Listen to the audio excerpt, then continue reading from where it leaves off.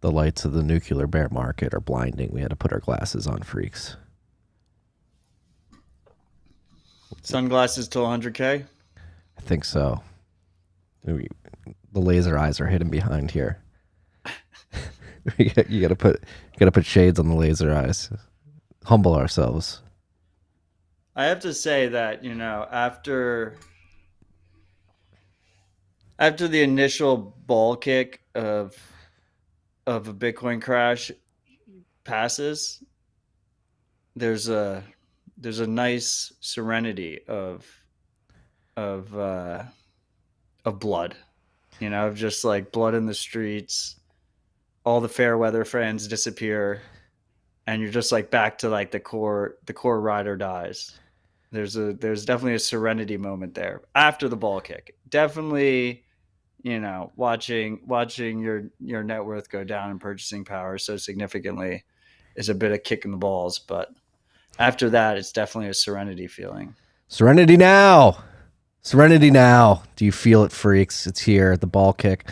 I feel like I've got steel balls already. I didn't even feel the ball kick. This is why it's important. Those tight pants you wear prepare you for the ball kick. Again, it's not tight pants. It's large legs. Let's make this clear. Let's make this very clear. They make multiple sizes, right, Marty? Yeah, but then they look weird. I still got that Brooklyn posh in me. Okay. Need to make sure the clothes they might be a little tight, but again, it's large legs, not tight pants. Bear market hits. Got a spring for the Dale's Pale Ale. Yeah, I mean, we've been through this before. We started this in the depth of the bear market post 2017 and the fall of 2018. I mean, these are when the best conversations happen, when you have the diehards. It's when people say the building gets done. People can focus on building stuff that will draw people in or provide utility during the bull markets and be like, hey, there's something here. They come in for the gains. They see what's been built and they're like, hey, this is actually pretty useful. So cheers to you. Who knows how long we'll be in the bear market? I said I wasn't going to say it on the podcast, but probably going to have egg on my face at the end of the summer. Maybe decoupling the summer. Who knows? Stay humble, Marty. And again, I tweeted a couple weeks ago. You said I jinxed. We went down to 26, but we're back up at 30. We're back up at 30. I did. Now I'm going to cause another What was the tweet? The tweet was, oh, wow, Bitcoin's holding up pretty well and amid this macro chaos. Yeah. I will say that I know we don't like to talk about price on this show. But if we're going to talk about price, I'm not sure if this is like the typical 4-year cycle. I kind of feel like we're just slaves to the macro landscape right now. Like stocks are getting absolutely skewered. Every stock in the S&P 500 was down significantly yesterday, except TJ Maxx. Car, pull this tweet up. We're just getting pulled down with. We're all TJ Maximalists now. TJ this is Maxx. Officially a TJ Maxx pod. TJ Maxx is my safety. Car, pull that tweet I sent in the group. So this is interesting, like comparing the thoughts of decoupling. Not that one. We'll get to that one later. I just put one in the chat. The thoughts of map is crazy. Yeah, the thoughts of decoupling, in my mind, come from this very unique position the Bitcoin market finds itself in. So this is from Suzu, who recently got blown out by Terra. Not blown out, but he had to eat some losses. He owned up to it on Twitter. Yeah, I mean, he also deleted the tweet that was like, sell your Bitcoin for USDT, stake it on Anchor for 20% or whatever, and he just deleted that tweet. Yeah. Yes, that's interesting. But I thought this tweet was interesting. Kari, you don't need to pull up the chart, but it's just, he points out a few things that are happening right now in the Bitcoin market in the midst of all this macro chaos. Bitcoin price has been down 7 weeks in a row, which is the most in Bitcoin history. Like, will that continue? Will that hit 8, 9, 10 weeks? Historically, that hasn't happened. We had the largest spot in derivative volume in a year during the Terra liquidation of 80,000 Bitcoin to 26,000. You have Bitcoin strength for stocks overnight. Relatively, Bitcoin's stronger than the stocks that are currently dumping. The Mayer multiple, rest in peace, Trace Mayer, wherever you are, is at all-time lows. Despite what you think about Trace Mayer, this multiple has been No peace, just rest. has been a pretty high signal multiple throughout the history of Bitcoin. If It's you're like the single best price metric is the Mayer multiple, which is basically just the 200-day moving average, the price relative to the 200-day moving average. yeah, and that's approaching all-time lows. And if you're trading off the Mayer multiple, the adage is that you buy when it's relatively low. But that would be my main argument against the 4-year cycle playing out again, is that if you look at the Mayer multiple chart, it just doesn't look like previous cycles on that chart. No, not at all. Not that I'm a big chart guy, but that's like the one chart that I'm a little bit open to. I do pay attention to it a bit. Yeah. And then the last indicator that we may be seeing relative strength in Bitcoin compared to the traditional markets as they go into chaos is Asian hours are stronger than US hours, which is typically another leading indicator of some strength on the way. So all this taken into consideration, I'm not going to say we're definitely going into a decoupling, but these are interesting data points that that I like to look at, and they do seed that idea. Oh, maybe a decoupling is on the way. But I would say that like that's, at the end of the day, a lot of these things are confidence games. Markets are fickle, and if we're talking about like true global financial chaos, you kind of want Bitcoin to dump hard first and get rid of the weak hands, because if you have global financial chaos and Bitcoin's starting at like a strong support level because the weak hands have been washed out, then all of a sudden you can get those momentum weeks, right? Where just like week after week, Bitcoin's outperforming everything else. And then it becomes like a self-fulfilling prophecy.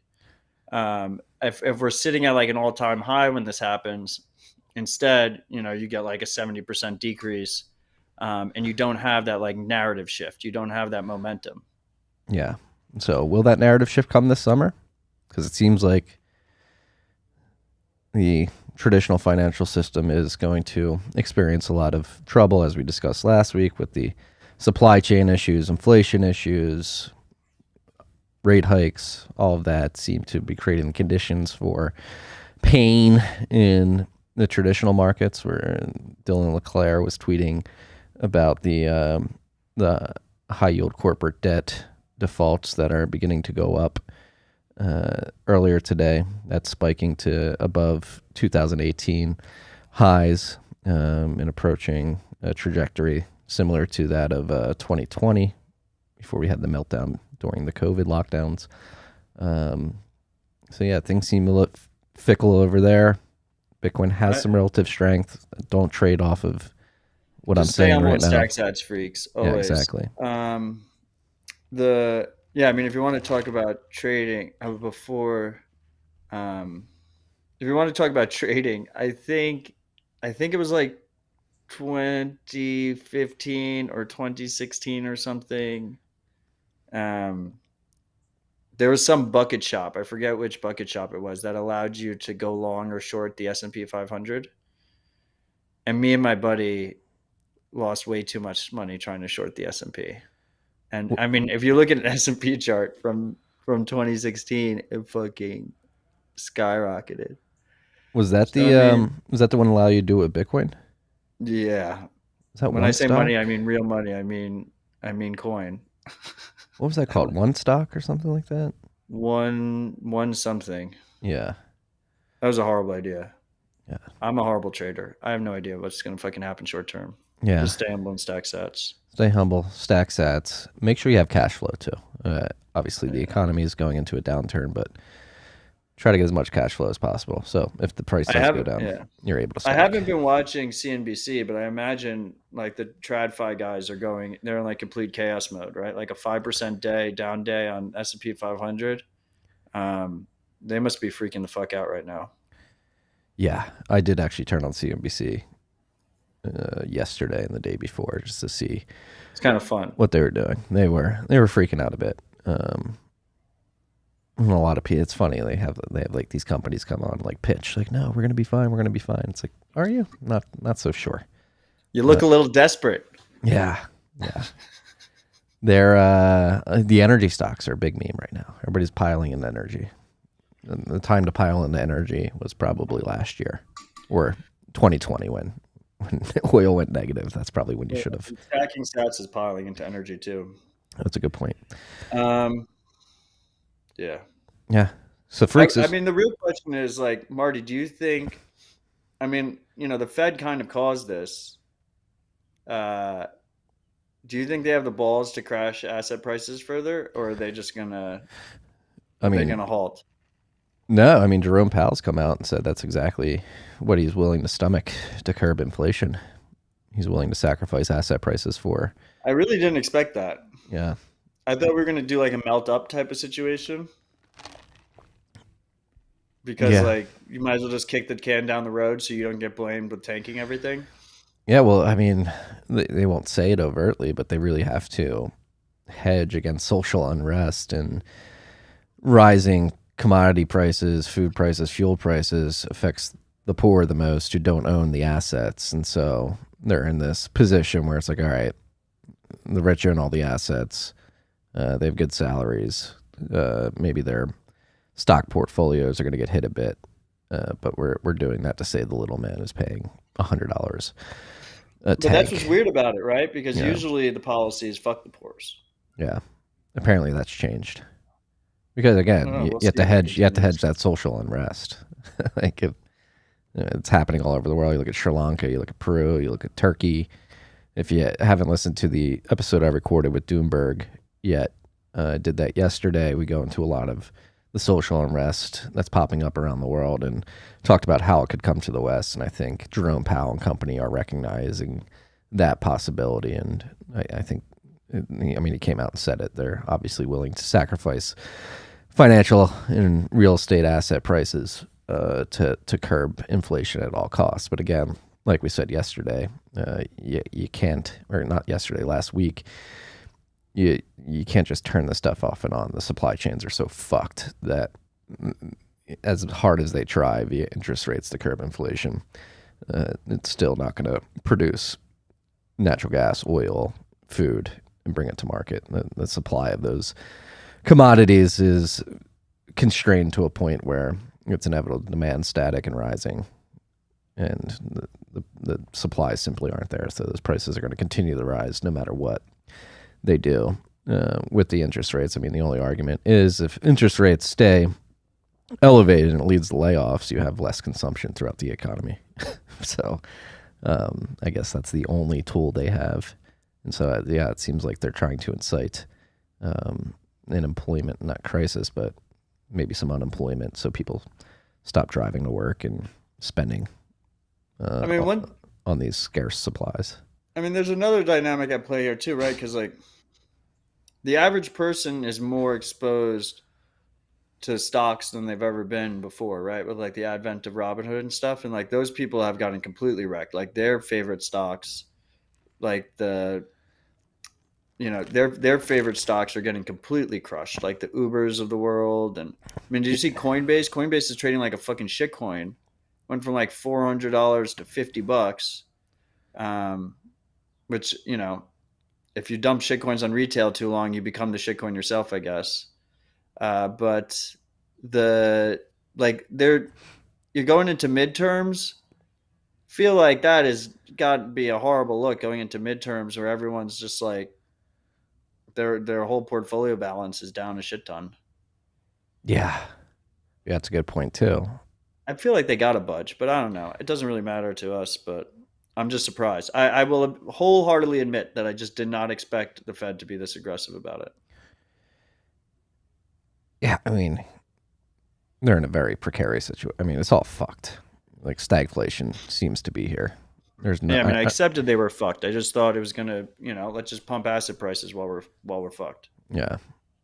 No, that's the other thing too. Those Robinhood traders, a lot of those people, middle 2020 throughout 2021, bought into the work from home meme, bought Zoom, Slack, Netflix, all that stuff. Netflix got wrecked. I mean, I have a buddy who, fortunately, I got into Bitcoin, so he has a decent Bitcoin stack.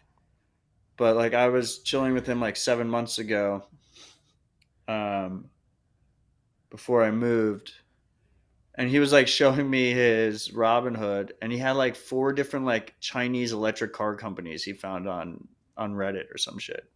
It's like, dude, what the fuck are you doing? You have no idea what these companies do, who runs them. Like, what if you're gonna like, what are you even thinking? So there's got to be a lot of people like that. Yeah, a ton of people like that. And then from the other side, from the investment side, I mean, I know you watched this because you shared it, but David Sachs and Jeff Floor from Craft Ventures made public a presentation they gave to their portfolio companies at Craft Ventures, basically explaining the macro landscape and how startup and growth companies should be preparing for economic turmoil. And they basically juxtaposed value companies, which is like energy, and things, people making hard assets, versus growth companies, which is your tech company, your Zoom, your Slack, your Netflix, and Where they just like burn money for user growth. yes. And even though the companies like Zoom and Slack are probably doing very well from a revenue standpoint, the markets are just flooding into these value plays. I mean, Uber has never made a profit. Uber Ever. keeps saying like we're gonna reach profit with scale. Uber's in like every fucking city, and they're losing more money than they've ever lost. Like the only thing that scales up is the fucking losses. Yeah. They've never figured out a way to make any money. Yeah. Which is so interesting, right? Because like if you're just an average person who doesn't actually like look at numbers or anything, you would think that Uber is like a blue chip.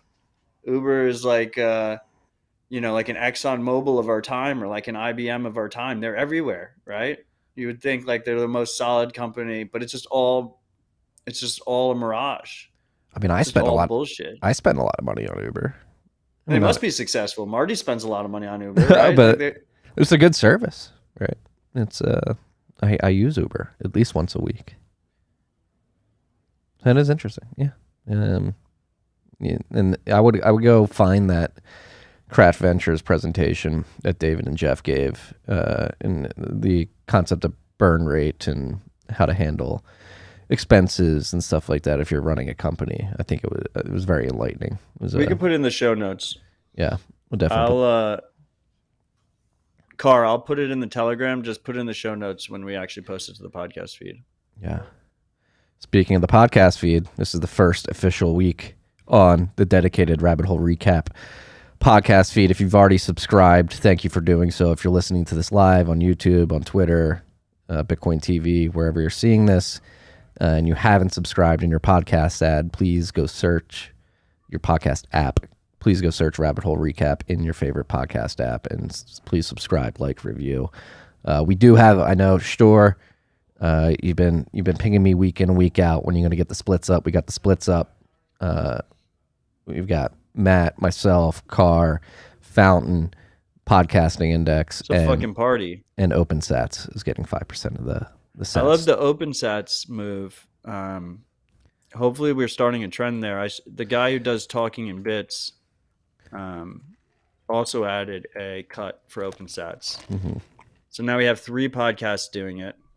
OpenSats is just a reminder to the freaks, is the 501c3 nonprofit that I co-founded to support open source developers with Ben Price. And we don't take any cut. We take zero management cut. So 100% goes through to the open source devs. So if we get a bunch of podcasts to just constantly be streaming sats to open source devs, that shit gets really powerful really quickly. Yeah. So I gotta figure out the splits on TFTC too. We'll add open sats so that you're still getting sats from the TFTC feed. I just haven't changed it yet. So doubling up again. Are we posting this to the TFTC feed too for one last time, or no? We can if you want to. We probably should, right? One last time. One last We'll time post it to both feeds. for old time's sake. If you're listening to this on the TFTC feed, this is your last shot. Last shot. Please go like, subscribe, rate, review, tell your friends, tell other freaks that you know that like the podcast, but may not be aware of this stream change. And it's a nice even cut. We'll get 200 episodes. This is Rabbit Hole Recap 200. Hit 2 C notes here, freaks. Pretty crazy.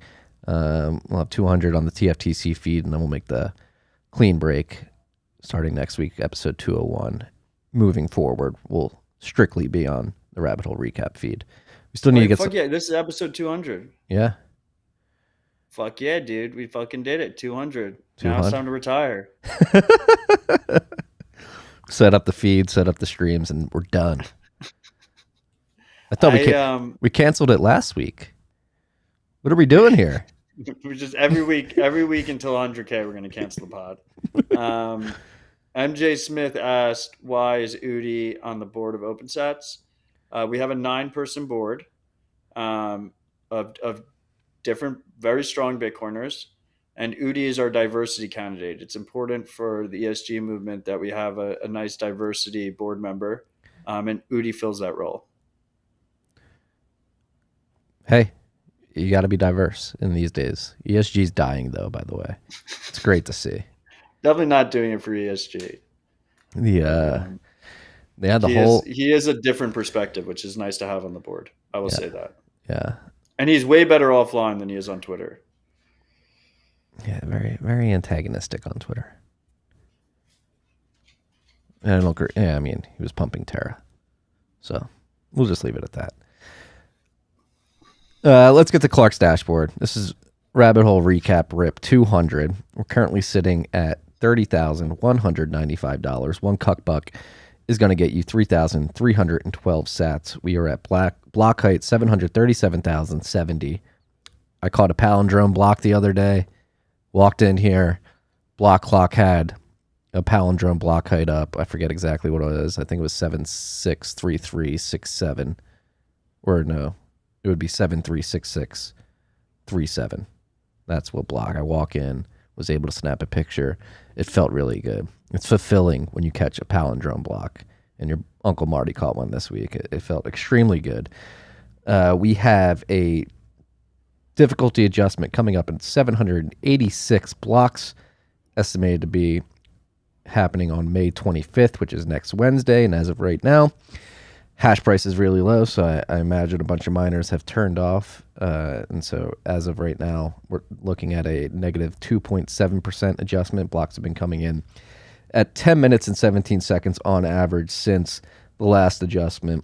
There are currently 16,691 transactions in Clark's mempool.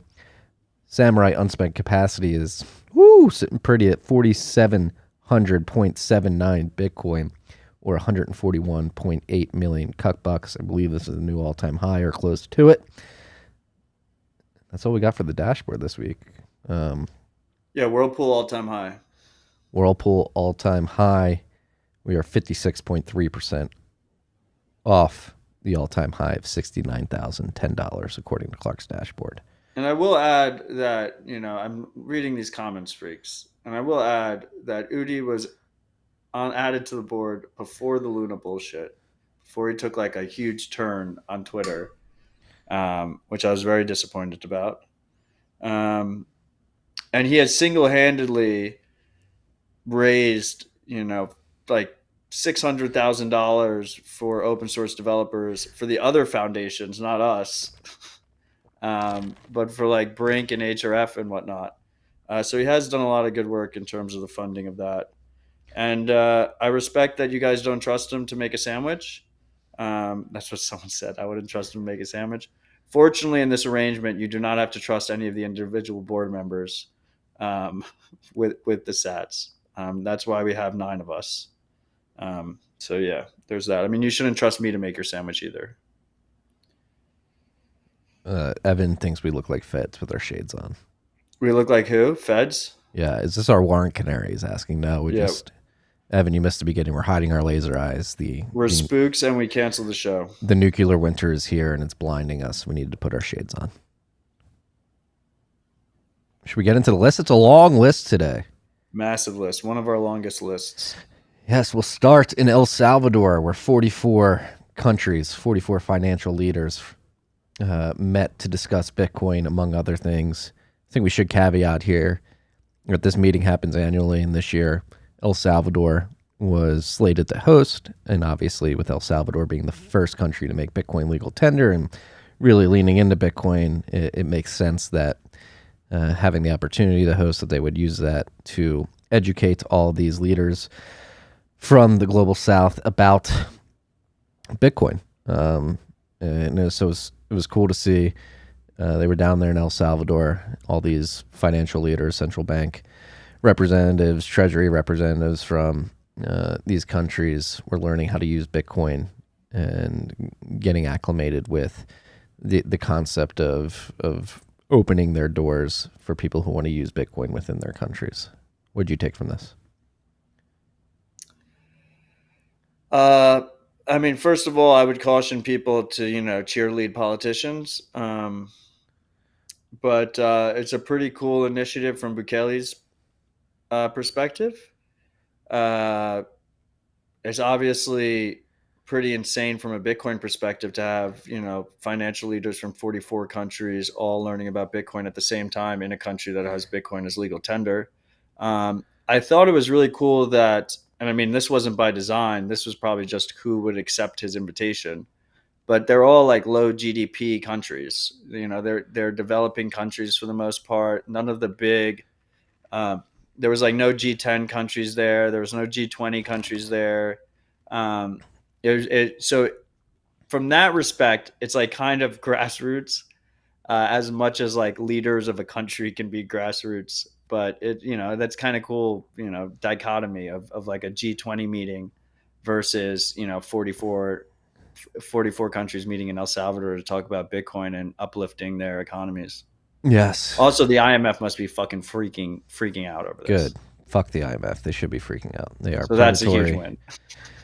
And again, if during yesterday's episode with Doomberg, he discussed the fact that with all this commodity inflation, essentially what the U.S. is doing, having the reserve currency of the world, they're exporting inflation to other nations. The dollar has relative strength in FX pairs across the board because of this commodities inflation and the fact that the U.S. dollar is the reserve currency of the world.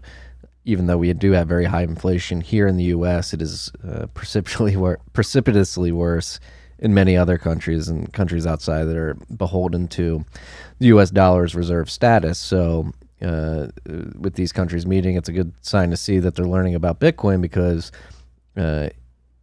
if they want to protect themselves against that exported inflation in the long run, Bitcoin is a perfect vehicle to do that. 21 million sound money, blah, blah, blah, blah, blah. And so these are the countries that are getting fucked over by the reserve status of the U.S. dollar and the policing of the world that the U.S. does. And so learning about Bitcoin while they're importing all this inflation is probably unique timing and is a very interesting development in terms of the potential for light bulbs to be going off in these leaders' heads. So MG Smith mentioned he was confused by the map that Bitcoin Beach posted and then Bitcoin Magazine posted because it seems to imply China and Russia were there. That China and Russia were there. They like grouped in countries that have already had positive comments about Bitcoin that weren't necessarily there. So neither China or Russia were there. The list is Paraguay, Angola, Ghana, Namibia, Uganda, Guinea, Madagascar, Haiti, Burundi, Eswatini, Jordan, Gambia, Honduras. He's going to read all 44. Madagascar. I already said Madagascar. Maldives, Rwanda, Nepal, Maldives, Kenya, Maldives, Pakistan, Costa Rica, Ecuador, El Salvador. Well, obviously El Salvador.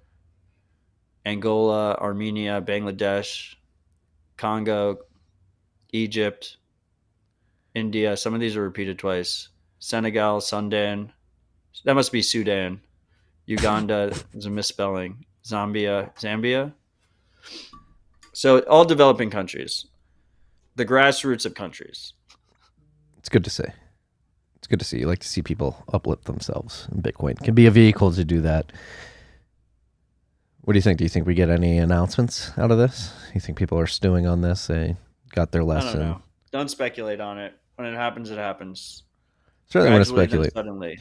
And like you said, like don't rely on politicians. Like legal tender law is cool, but as we discussed with Craig and Wiz during our live show in Miami last month, I do prefer to see more grassroots than I would like to see more grassroots adoption as opposed to companies just being like it's legal tender, forced to use it.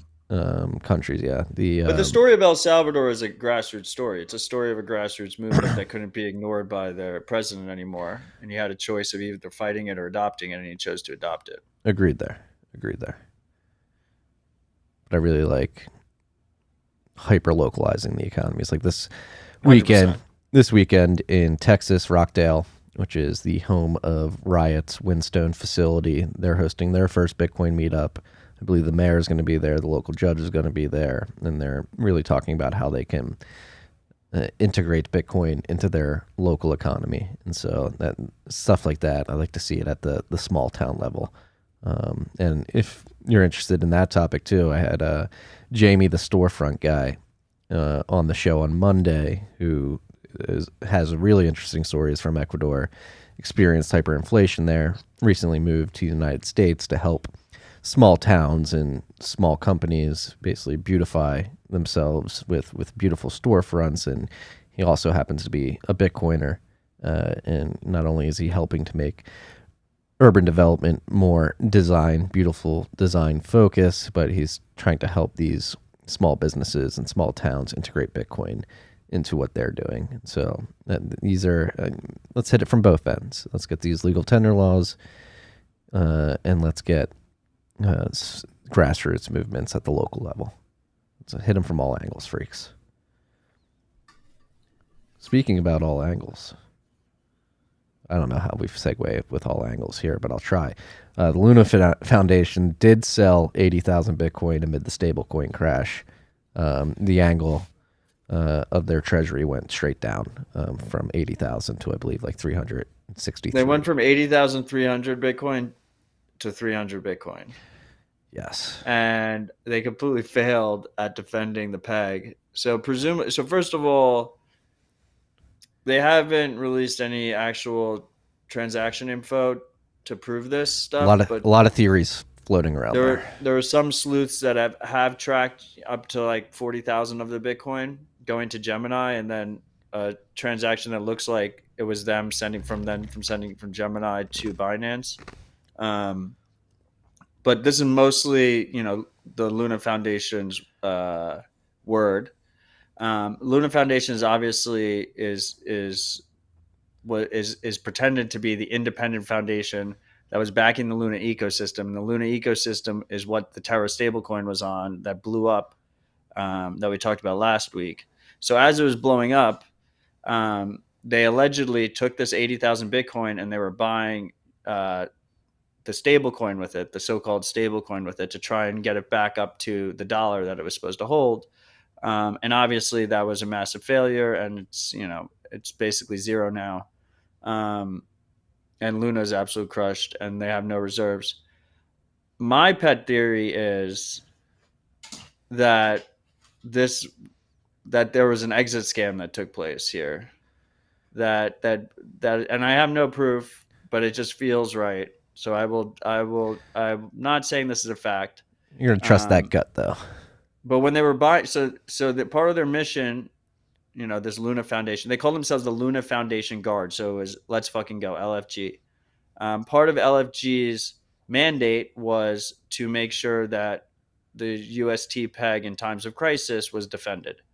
And so part of that mandate is to buy UST in times of crisis.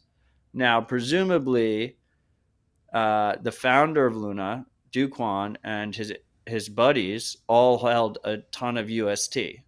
So while the crisis was happening, they could presumably sell their own UST to the foundation for Bitcoin and claim that it's part of the mandate, and then they get to walk away with Bitcoin while the whole ecosystem collapses. So I wouldn't be surprised if that's what fucking happened. I mean, it doesn't really matter to us. If you're a Luna bag holder, it probably matters to you. I mean, it definitely matters to you. But I find it hard to believe that they just, basically threw away that 80,000 Bitcoin. I have a feeling we'll see some things come out that shows that like a bunch of insiders, including Duquan, got a significant stake of that 80,000 Bitcoin and sold UST to the foundation as a result. It should be pretty disgusting if true. I mean, it is weird how a lot of these funds, I believe Pantera came out and said they got out unscathed. They said more than that. They went from 1.7 million to like 140 million dollars. They like made fucking 100x. More than 100x. No, less than 100x. Nearly 100x profit. Yeah. There seemed to be some like insider favoritism that went on in regards to this. It seems like I believe I saw an article earlier this week that Do Kwon guy is going to get dragged in front of the South Korean government to explain what happened. He's from South Korea. Yeah, the Koreans are usually on top of this shit. I mean, they've come down hard on a bunch of people in South Korea, companies and people that have committed fraud over there. They're pretty sophisticated. Yes, very sophisticated country in South Korea. So yeah, he's going to get dragged in front of their government and have to explain himself. And it'll be interesting to see if the pressure of that moment forces him to cough up some information regarding these theories that are out there. Dude's just like having seen videos of him throughout the past week. It's like, how could anybody take this guy seriously? There was one where he was like, he started like a Terra. Yeah, and he was like, I'm the BitConnect guy. I sound like the BitConnect guy. I'm going to stop. Yeah, it was like, signals freaks. He also, like 3 days before the crash happened, he was on like Deribit's podcast, and he was like, yeah, 95% of projects are going to die, but it's going to be fun watching them die. Yeah. And like 3 days later, his whole fucking ecosystem blows up. There's some scumbags out there, freaks. Be aware. Stay humble. Stack sats. And if it sounds too good to be true, which Terra obviously did, I mean, we called it out pretty early, or like February of this year. It's probably too good to be true.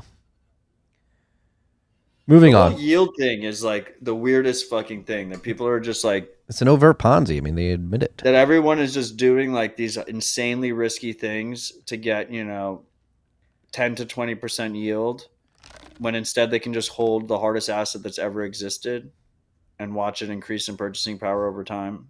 Like, why, when you have Bitcoin, you don't need fucking yield. Yeah. Your yield is that increased purchasing power. But hey, people are going to get burned. Did you see Nova's letter? He was like, the tattoo will be a reminder that, because he has a Luna tattoo, he's like, the tattoo will be a reminder that investing requires humility.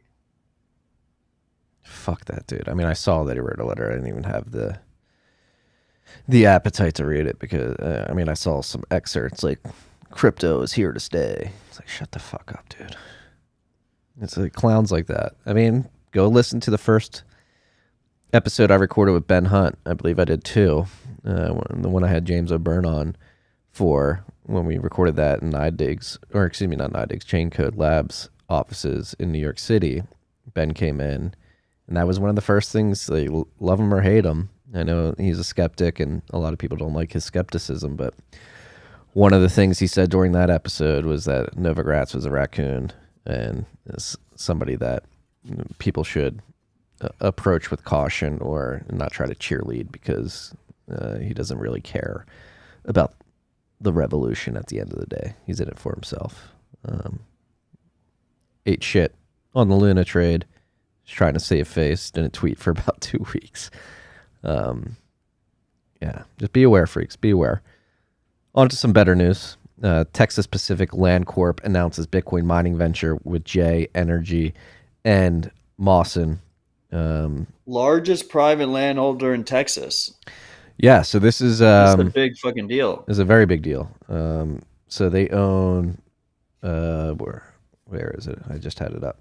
I believe they own something like 800,000 acres. It's either 80 or 800,000. 880,000 acres of land in West Texas. And so for you freaks who aren't aware of how the oil and gas industry works, essentially you have landowners who own the land, and a lot of the times they own the minerals under the land, natural gas and oil, which the Texas Pacific Land Corporation does. They're landowners. Obviously, they own 880,000 acres of land. And the way the oil and gas industry works, you own the mineral rights, you own the land. Essentially, what you do is you lease that land out to oil and gas operators who will then come and operate, actually drill the wells and push that oil and gas into pipelines to deliver to market, and they get a lion's share of the revenue for coming in and actually extracting those minerals and getting them to market. But the landowners get what's known as a royalty. Typically, it's anywhere from like 12.5 to, I believe, 25% in some instances. So essentially, traditionally, oil and gas companies will come extract those resources, sell them to market, and then the royalty owner, the landowner, gets a 12.5% cut of that revenue for selling it to market. And so that's one way to get revenues on your royalties. Another way, and I'm not sure if this is exactly what's going on, but this is what seems to be going on. You can either have a oil and gas operator sell that to market and get your 12.5% royalty check off those revenues, or you can take 12.5% of those minerals in kind and then do with them what you want. And I think this may be the case, or I could be wrong. Don't take my word for it, but it seems like the Texas Pacific Land Corporation is teaming up with Jay and Mawson to take some of those minerals in kind, natural gas specifically, to mine Bitcoin with. And so there's a three-way partnership here. Shout out to the team at Jay. I know Justin and Ryan, who recently left, very well, and very hard workers, are incredible humans. Not so familiar with Mawson, but I do know that they do build very good infrastructure. They've been around for a bit. They're based out of Australia, but do have some operations here in the U.S. So this is a really cool partnership, a very strong signal that the oil and gas industry is thinking about Bitcoin mining very seriously. Having a large mineral owner like the Texas Pacific Land Corporation stepping in and potentially, again, I'm not sure exactly the mechanics of what they're doing in the back end, but just having been around, it seems to me like they're taking their minerals in kind and using them to mine Bitcoin because they think they can make more money mining Bitcoin than they would off the royalty checks from delivering it to market. TPL is also a massive, they're publicly traded, and so is Mawson. But Mawson's much smaller, but TPL has got a pretty high market cap. Off the top of my head, I want to say it's like a $50 billion market cap. My understanding was that they already like have agreements with a bunch of like energy producers, and this is just going to be like one of those agreements that they're not actually hands-on. Like TPL's not actually hands-on. They're just getting paid out of fiat royalty or whatever. Yeah, so they have the producers. The producers are selling their oil and gas that TPL technically owns. They have like wind turbines too and shit, right? And like solar. They have a whole, like TPL has a whole ESG page.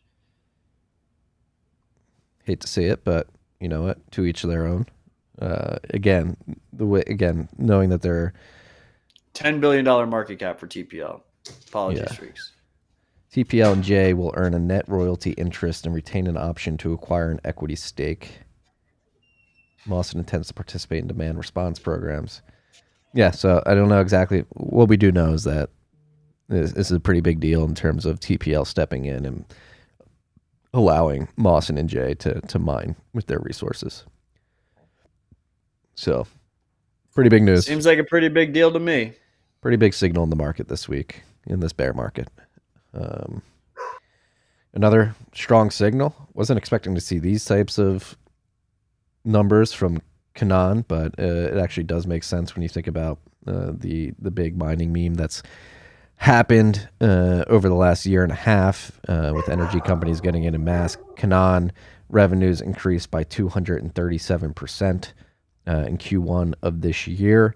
Obviously, Bitmain and MicroBT are the two big players in the market, but Canaan is also around. They have been around for a while, and I imagine with supplies of what's miners and Bitmains being a bit constrained due to the supply chains and the high demand for their machines, the rest of the market looking to pour into mining has been pouring into Canaan as well. What are the Canine miners even called? I believe Avalon. Are they Avalon? Oh, they are Avalon? I believe so. I mean, they've been around forever. I don't know anyone who's actually using them right now. Do you know people who are using them? There's some people out there. I mean, obviously, their fucking revenues are pretty fucking high. But you Yeah. personally know people? Yes. I mean, you don't have to say who they are. I'm Yes, just I do. curious. I do. You I know actually people are have using. Yeah. Yeah. anecdotal evidence. They produce the Avalon miners. They're not as efficient as what's miners and S9 and Ant miners, excuse me, but they do the job if you have a low electricity cost and you're efficient with your operation. They can be profitable. Not as profitable as what's miners and I mean, at the end of the day, Ant the market miners. prices all these things, right? So Yeah. you should get a bit of a discount on it. Yeah. So that's interesting to see. A lot of things going on in the mining sector. As we said in the beginning of the episode, the bear markets is when a lot of building gets done. We're seeing a lot of mining infrastructure get built out. The TPL news, Canaan obviously has extreme demand right now. So these are good signals that you can use to really hone in on the fundamentals of Bitcoin and what's going on. The infrastructure is getting built out at the mining layer. It's becoming more robust. You have more players at that layer succeeding, which you like to see, increased competition. Very good signals in my mind. And then sticking on mining, Cambridge Institute released yet another report on geographical distribution of hash rate. I'm just going to say it up front. Like, I don't trust these numbers at all. Well, the next article I put on the list right afterwards is like these numbers are flawed by Yeah. Zach Vol. So I mean, I think it's important to cover both. Um, I will say that Cambridge, They try hard. yeah, they're one of the few outfits that actually gives a comprehensive attempt at the Bitcoin mining landscape. When their last numbers came out, they had China at 0%, and we said that was bullshit. Um, Now they have China at what, like 23% or something, number two. But I was like kind of pissed off at them that they kept their old chart. So like it looks like China went to 0 and then back up to 22. When that was, China never went to 0 to begin with. So that part kind of pissed me off. Um, they did get some mining pools to buy in this time and give them direct mining pool information. Um, One of them is Foundry, and Foundry, is a fully KYC'd outfit, so they have a really good idea of where the miners are located because they have them all cucked. So they released the U.S. numbers, which are kind of cool to look at with a grain of salt. I mean, you should look at it with a grain of salt. Um, but Georgia came in like super high, like the U.S. state of Georgia. Yeah, I believe there's a nuclear Like facility. 30% of American hash rate was in Georgia. I mean, that's where Blockstream's operation is. I believe there's a nuclear facility down there. 30% seems a bit high, though. Yeah, like I said, grain of salt, but still, I mean, what was like just relative to all the other states, it was like pretty significant. Regardless, I think a safe takeaway can be that Georgia has significantly more hash than people realize or give it credit for. Um, just because, I mean, I wasn't really. Another theory that people had was that I think Core Scientific and CleanSpark are both in Georgia. Um, and they disclose a lot more numbers, so it could be overrepresented for that reason. Yes. But anyway, in the show notes is a article by Zach Vol, who kind of goes point by point about why you can't really trust these numbers and don't take too much from them. Yeah. But shout out to the dudes at Cambridge for making an attempt. It Yeah. is very interesting. It's an interesting concept, right? Which is, where is the hash rate located in the world by region? Yeah. And again, so this is essentially a survey that's voluntary. So, there's certainly some information here.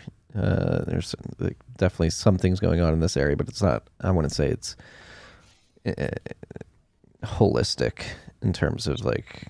So they have Georgia at 30.76%, and then they have Texas as number 2 at 11.2%, and then Kentucky. We'll see how that changes with these 2 exahashes or 3 exahashes that this Moss and J and TPL 2 exahashes they want to add. So interesting stuff. Be aware. Again, mining, very big theme right now. Hash prices back up to like 13 cents. Yeah. Hash value is interesting. So hash price is the price per terahash per day that you can make off of Bitcoin mining. That fluctuates obviously as the price of Bitcoin fluctuates. If difficulty is going up, price is going down, that hash price is going to fall. But the other metric that's coupled with that is hash value, which is the amount of sats that you'll mine per day per terahash. And it was interesting over the last 2 weeks. Obviously, we saw the mempool fill up and fees go up for a bit there. I believe we hit, on average, the highest I saw on the block clock was like 14 million sats. Yeah, because Binance spammed the chain when we were dumping, bro. Mm-hmm. Yeah. But it was interesting. Don't read too much into it. I know, but if you go to insights.brains.com and you check the hash price versus hash value over the last month, there was a bit of a dislocation there, and that's just you see the spike. Yeah. So you're making more sats per day, but the price is going down, so you're making less dollars per day, and it's an interesting dynamic there, and that really highlights like, what are you after, sats or dollars?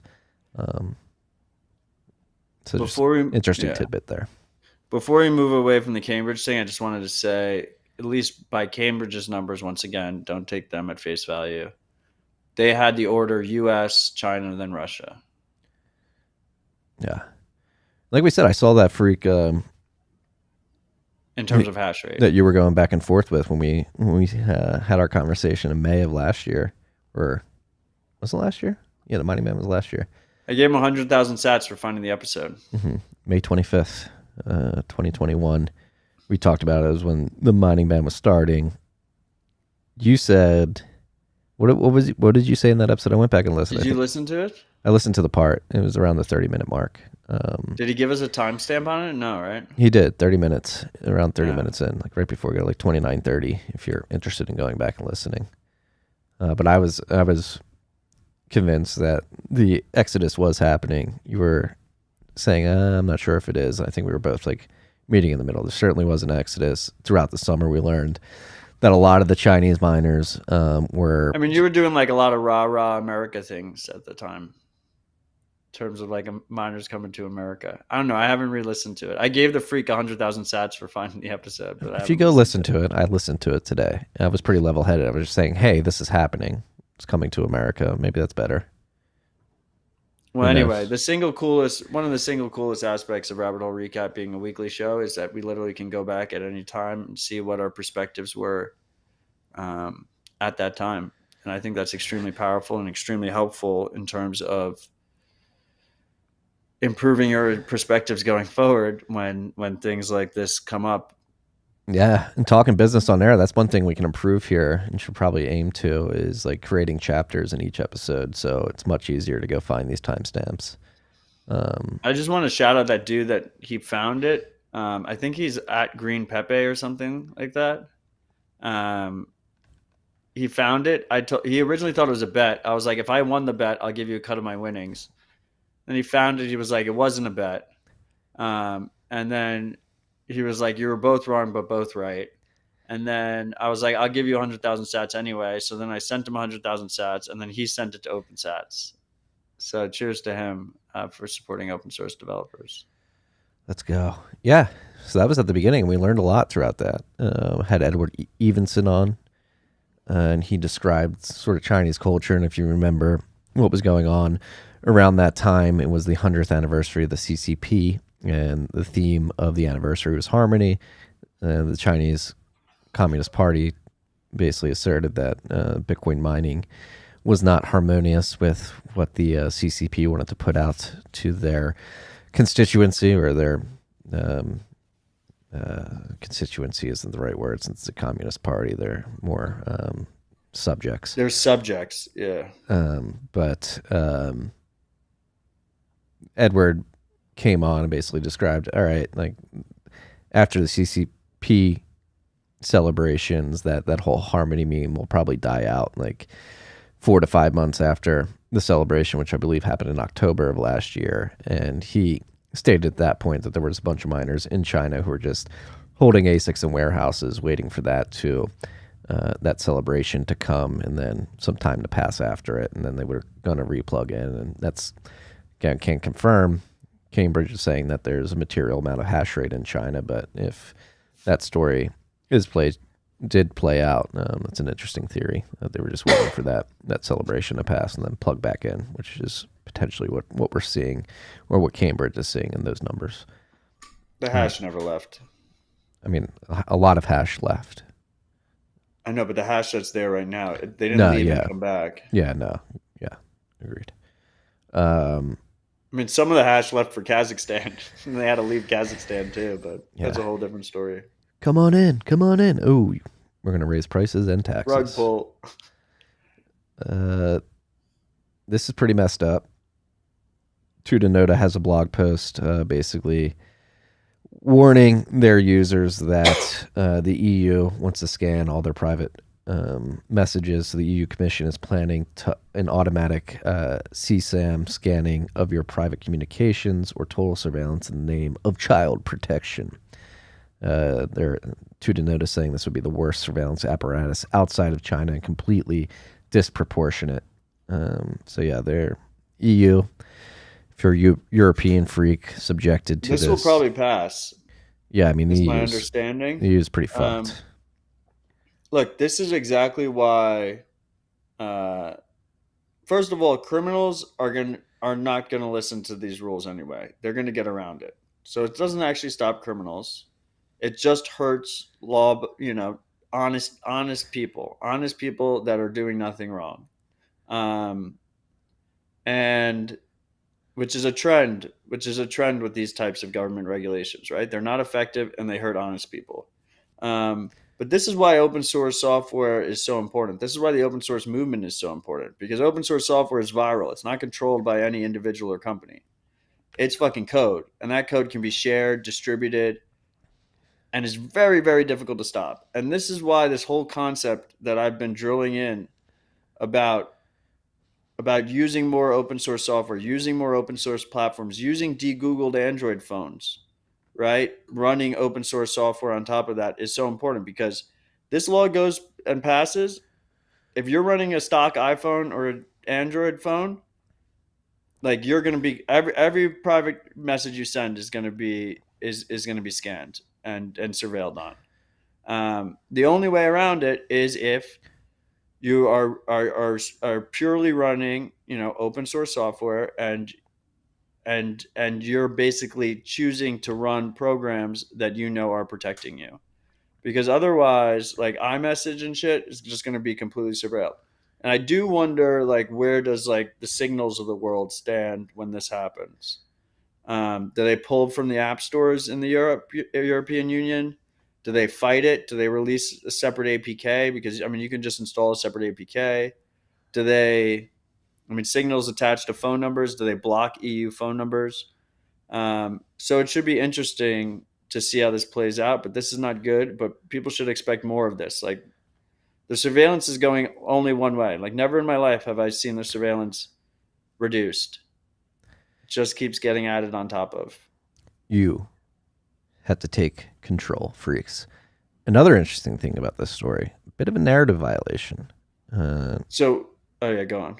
So here's the EU's basically explanation for why they want to do this. As mentioned, detecting quote unquote grooming would have a positive impact on the fundamental rights of potential victims, especially by contributing to the prevention of abuse. If swift action is taken, it may even prevent a child from suffering harm. And there's more after that, but the narrative violation I want to point out is the whole grooming concept here in the United States. Obviously, OK Groomer has become a massive meme, and a lot of people in the mainstream corporate press are trying to say that like grooming isn't happening, like this stuff isn't happening, like But I wouldn't. Yeah. with like I mean, I wouldn't say that's a narrative violation, just because even before that was happening in America, or at least this most recent movement in America, like this has always been the argument. The argument is the argument is either we're going to take your rights and surveil you to protect children, or it's to stop terrorism. Those are the two main arguments that they use for most surveillance. Um, so they're very consistent on that. Like there's, when the UK added, like when you start to see these laws get passed that say you need to use an ID to go onto websites and stuff, it's usually they say to protect children or terrorism. Um, we have Kita in the comments asking, would they be able to surveil signal message or other end-to-end encrypted messages? That's the whole point. The whole point is what they want is they want a client-side solution similar to what iMessage did and then rolled back when iMessage got a lot of shit for it. That basically is supposed to scan your messages locally, even if they're encrypted, and then if a flag comes out, then transmit it to whatever authority is in charge. Um, so it's essentially a backdoor into end-to-end encrypted apps. Obviously, they can do that in closed source apps very easily. They can do that in centralized open source apps like Signal. They can force them to implement something like that or force them to pull out of the market. But if you have open source apps uh, that you manually install yourself that aren't controlled by a company or an individual, obviously, like encryption still works. Like they're basically doing regulatory pressure on centralized third parties that can be choked out. That's the strategy. That's always the strategy. And this is why I say, like, it doesn't stop criminals, because criminals will just go out of their way and sacrifice some convenience for more private communications, because the encryption is already out there. If someone wants to use encryption, they can use encryption. But the average person who has a Samsung phone or an iPhone or something, they have they have pretty much no idea of the threat model here. They have no idea of the risks involved of this type of surveillance. Um, and most of them could give two shits, so they're not going to go out of their way to use a more secure method. yeah. Another thing just popped into my head too. Like if these backdoors are installed, it seems like an incredible entrapment tool too. Like you can take somebody's phone or gain remote access to somebody's phone, send some grooming messages, and entrap them. It seems like an easy way. Oh yeah, I mean that's always been the case. Yeah, seems like they're just trying to make that easier. Beware, freaks, EU freaks. I feel for you. Even though it's happening in the EU now, who's to say it won't happen here in the United States? I mean, if you guys remember, a lot of officials were pushing these type of backdoors here in the United States under the Trump administration only a few years ago. These despots, these kleptocrats want this stuff. They do not want you to be free. They want to surveil you. They want to, again, you need to be nannied. You don't have any autonomy. You are a child. You need your hand held. And while we have this moment too, I would just say, keep in mind, if you're an iPhone user, if you're backing up your iMessages to the cloud, all of those are easily read already as it stands right now. No new law needs to be passed.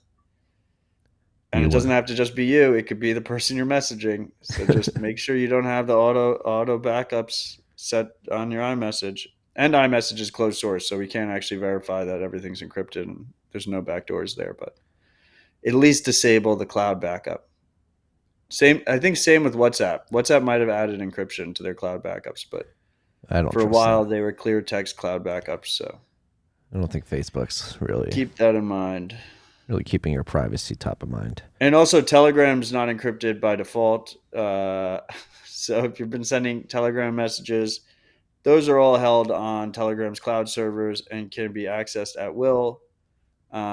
Telegram does have a secret chat functionality that is encrypted, but they're using a proprietary encryption, which is generally frowned upon. You should use more standards with this stuff. Like cryptography is not easy math, so that's why people use standards in the first place.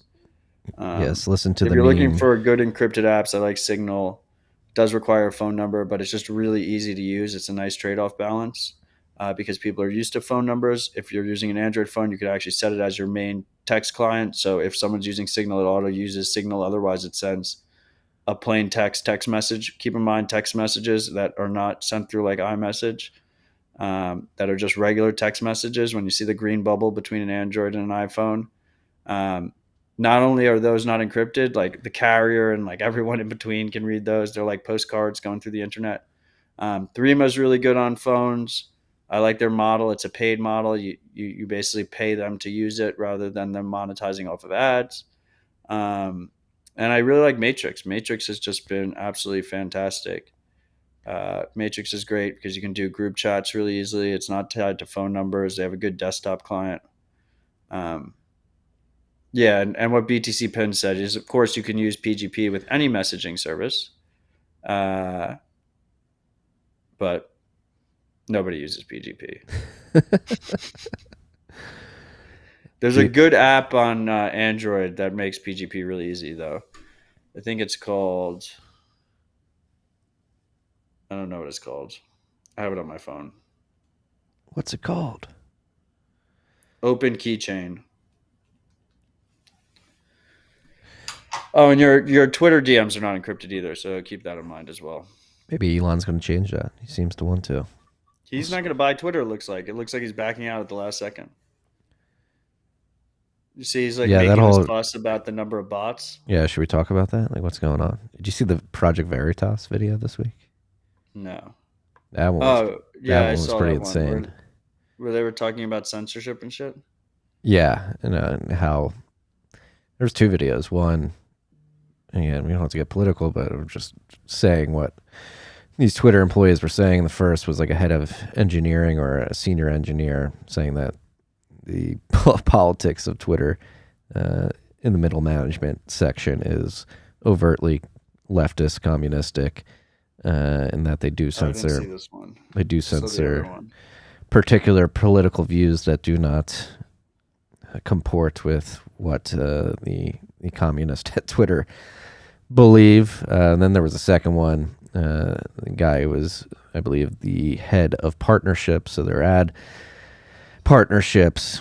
That was actually a hilarious one, but he also said he made fun of Elon Musk, his Asperger's, said he wasn't competent enough, and also alluded to the fact that they are censoring certain political views. But the funniest part about the second video was the guy at the end, the Project Veritas journalist. You got to give some props to this journalist. Played his part perfectly. The partnership lead shared an internal email warning employees that Project Veritas specifically was looking to get inside information on the company by going on. They talk about that on the interview? Oh my God, yes. Like he shows them the email, and the Project Veritas journalist played it off so well. He's like, "What's Project Veritas?" Like he just mispronounced Veritas and played dumb. And the guy was like, "Oh yeah, these guys are trying to get us. They try and go on dates like we're on right now. Like you're lucky I found you organically, or I wouldn't be able to trust you." He was talking That's fucking hilarious. He was talking to a Project Veritas journalist. It's good journalism. They've been kicked off Twitter. What was also really good was Elon's interview when he was talking about the bots. I'm pretty sure Elon is doing a rug pull on Twitter right now. Well, apparently he can't. He's just making a mockery of the whole thing. He can get sued. Apparently, pretty on brand. It's pretty on brand for him. But he was doing an interview because he was doing this interview and he was talking about. He was like, if you're gonna buy a house and they tell you there's only 5% termites, and then it turns out, and you agree to buy the house, and it turns out the house is really 90% termites. You're not expected to buy the house anymore. Like they've lied to you. And so basically he was alluding to the fact that, I mean, it wasn't really an illusion. He was very obvious about it.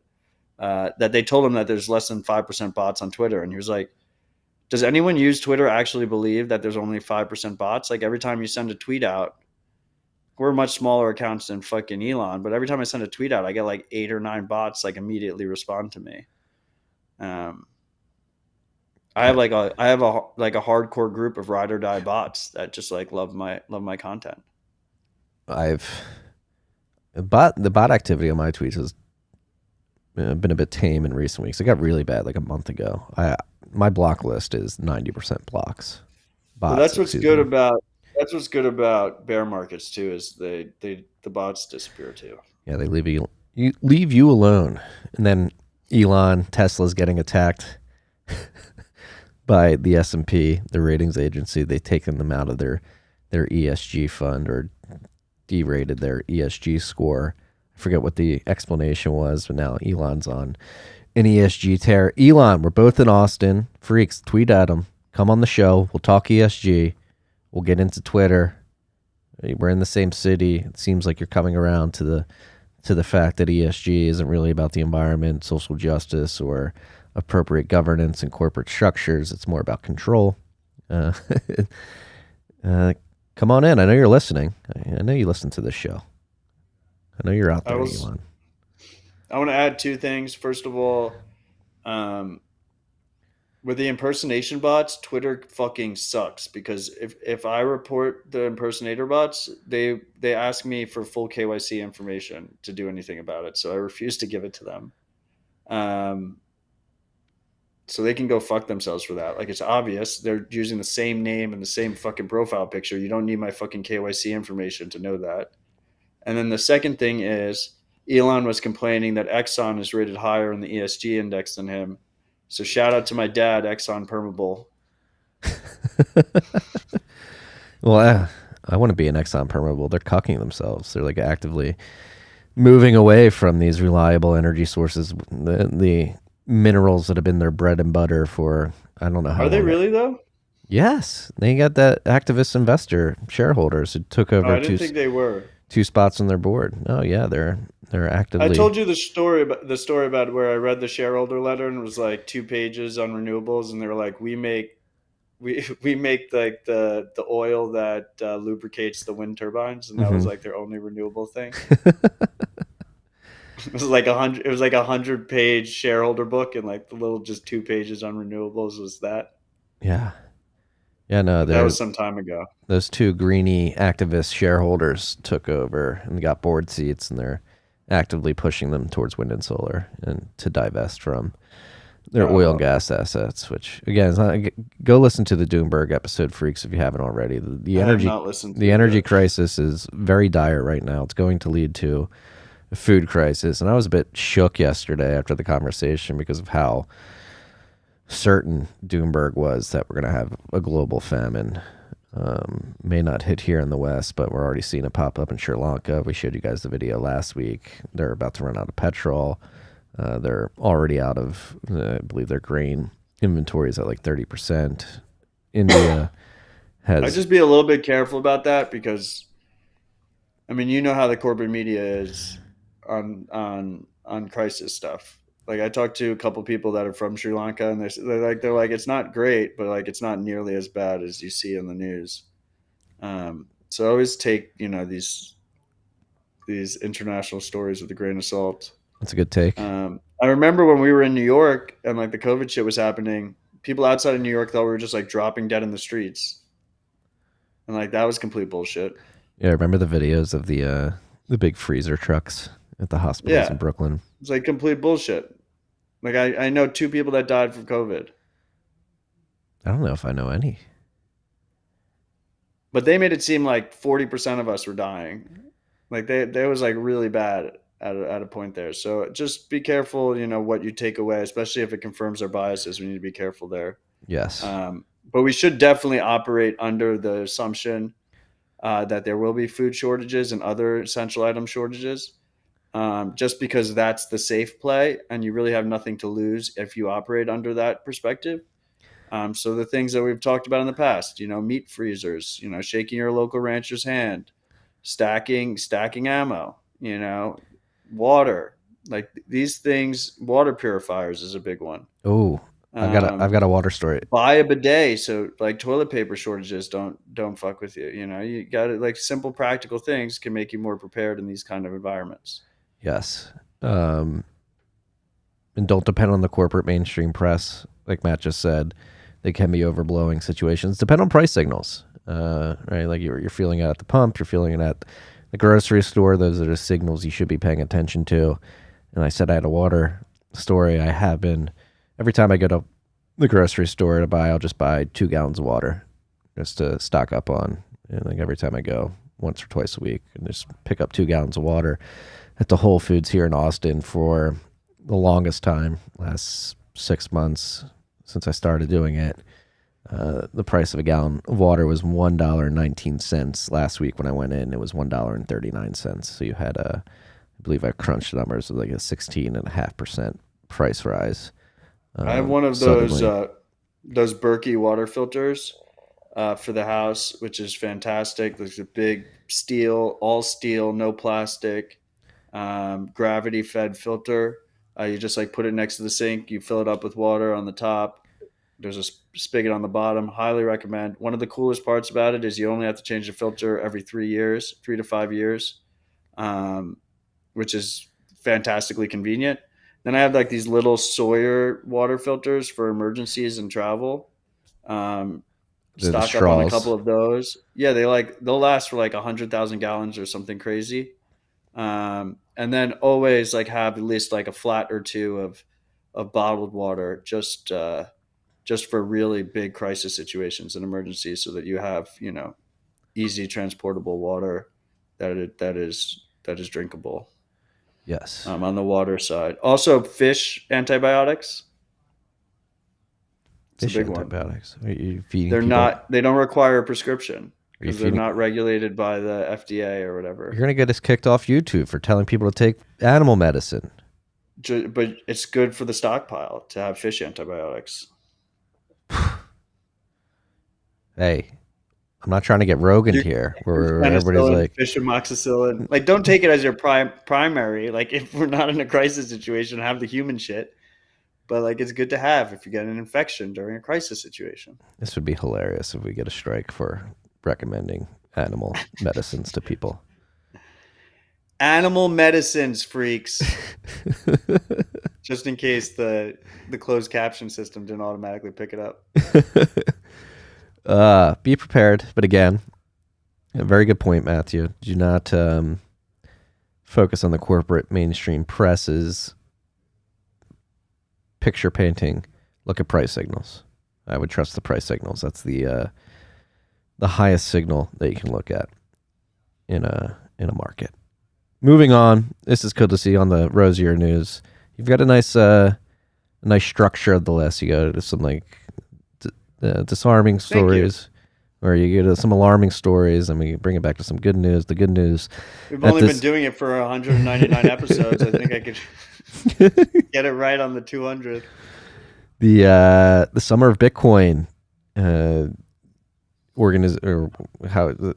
they're basically Foundation Initiative. The Summer Bitcoin Initiative has released their 2022 results. There are going to be 83 participants that will be taking part in the Summer of Bitcoin course that is going to allow these students to learn about Bitcoin. Over 20,000 people applied. I was going to get to that. I was going to say 89 are fucking crazy. Are in it, but yeah, they have a nice graphic here. In the middle of the article, there was 20,317 applications. They had to cut that down to 1,352 applicants who made it to the proposal round, and that was further filtered to 83. So that's a lot of. When I saw it posted and said 20,300 applicants, I thought it was a fuck up. And then I went into the article to see if it was real, and I was like, "Holy shit! Like that is hard to fathom." Again, this is only the second year they've done it, right? I believe so. Yes, second year. I met Andy at Bitcoin Miami. At Bitcoin 2022. Yeah, he was great. I met him too. Yeah. So shout out to the Summer of Bitcoin organization. They're based out of India, trying to get more developers in the space. And again, going back to bear market signals, that you look for in terms of a growing fundamental case for Bitcoin, this is one of them. 20,317 applicants to get into this Summer of Bitcoin program is a very high signal that there's a lot of people who want to contribute to Bitcoin. Shout out to the 83 participants that were selected. Obviously, the competition was very high this year. And shout out to the mentors. Yeah, the mentors list at the top. There's a lot of mentors. So we got 1, 2, 3, 4, 5, 6, 7, 8, 9, 10, 11, 12 times. They literally say how many mentors there are. 5. So there's 60 pictured on the page. Yeah, 60 open source Bitcoin developers. Marty did good math on this one. Good math, Marty. It's the sunglasses. It is. Helps me see clearer on the screen. What is this? Oh, in Argentina, there's another, speaking about teaching people about Bitcoin. There's a Bitcoin education initiative that's going to launch in 40 high schools throughout Argentina. Let's fucking go. Getting it into the minds of the youth, which is important. I wish I learned about money. I wish I learned about distributed systems. I wish I learned about computer science and the importance of sovereignty in the digital age when I was in high school. I did learn a little bit about it. Critical thinking was a big part of the school that I went to. I didn't learn about any of this shit in high school. Yes. So yeah, no, I mean, again, talk about grassroots movements. This is one of the lowest hanging fruits that you can do in terms of a grassroots movement. Instead of getting somebody to adopt Bitcoin, a merchant, or something that's a higher or heavier lift, just educating the youth, planting seeds at a young age to help young individuals specifically, think about the world differently. And so the program is going to begin with 40 schools with almost 4,000 students expected to participate. Obviously, Argentina has been has experienced many hyperinflationary events over the last 60 years. I wrote about it in the Ben a few weeks ago. Since 1953, I believe, they've taken 21. They've engaged in 21 special agreements with the IMF. So that's essentially an IMF loan every 3 years since the 1950s. That structure doesn't seem to actually be fixing any of the inherent issues with Argentina's monetary system. Again, they've had many hyperinflationary events over the last 6 decades, pouring more debt into that economy doesn't seem to be fixing the problem. It is a bit insane that they keep going back to the IMF trough. So seeing that there is an initiative to get Bitcoin into the minds of the Argentine youth is extremely encouraging, because hopefully these students learning will lead to changes at the monetary policy level there. Because well, I'll tell you one thing: you get to skip the step with them where you explain that the money's broken. They already know that. Right. You just tell them we have a potential solution here, and you should learn about it. You'd be curious about it. Catch them when they're curious, when they're young.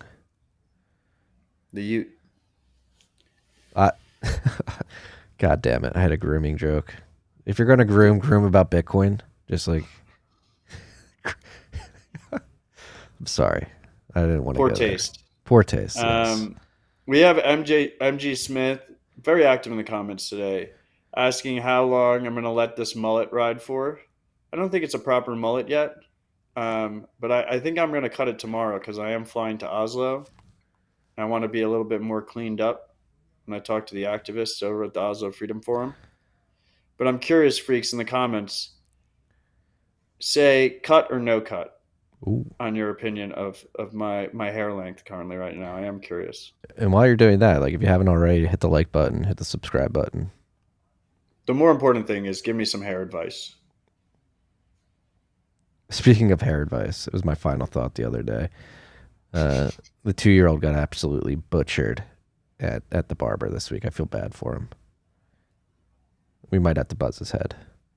What? I mean, it was a horrible haircut. I feel bad taking him out in public. He's not very good in the barber chair, but well, at least he won't have to impress any ladies for like 11 years. Well, he likes to impress the ladies already. He's a big flirt. He likes to flirt. Going to be a big brother soon, sir. Yeah, that was the reason the baby is arriving soon, and my wife wanted to make sure that he looked good for the baby's arrival, and it backfired terribly. He looks terrible. I see. There was a lot. There was a lot of debate in the Bent household. It sounds like over this. No, there wasn't debate. A little bit of hair tension. No, I know my wife. We're both on the same page. It's a terrible haircut. We were both on the same page. Yeah, maybe you should look buttoned up for the baby when it arrives. Did you pay for the baby barber with Bitcoin? Did not. You said that your barber you pay with Bitcoin, right? Yeah, well, the baby and I do not go to the same barber. I do not sit in a toy car with Disney movies on as I get my hair cut. I mean, what? It's not like is it like a baby specific barber? Yes. Is that how it works? Yes, this is how it works. Children do not know how to sit still. Know. So you have to create environments where they're more likely to sit still. And the adults probably would not like getting a haircut in that type of environment. If they are, they're probably a groomer.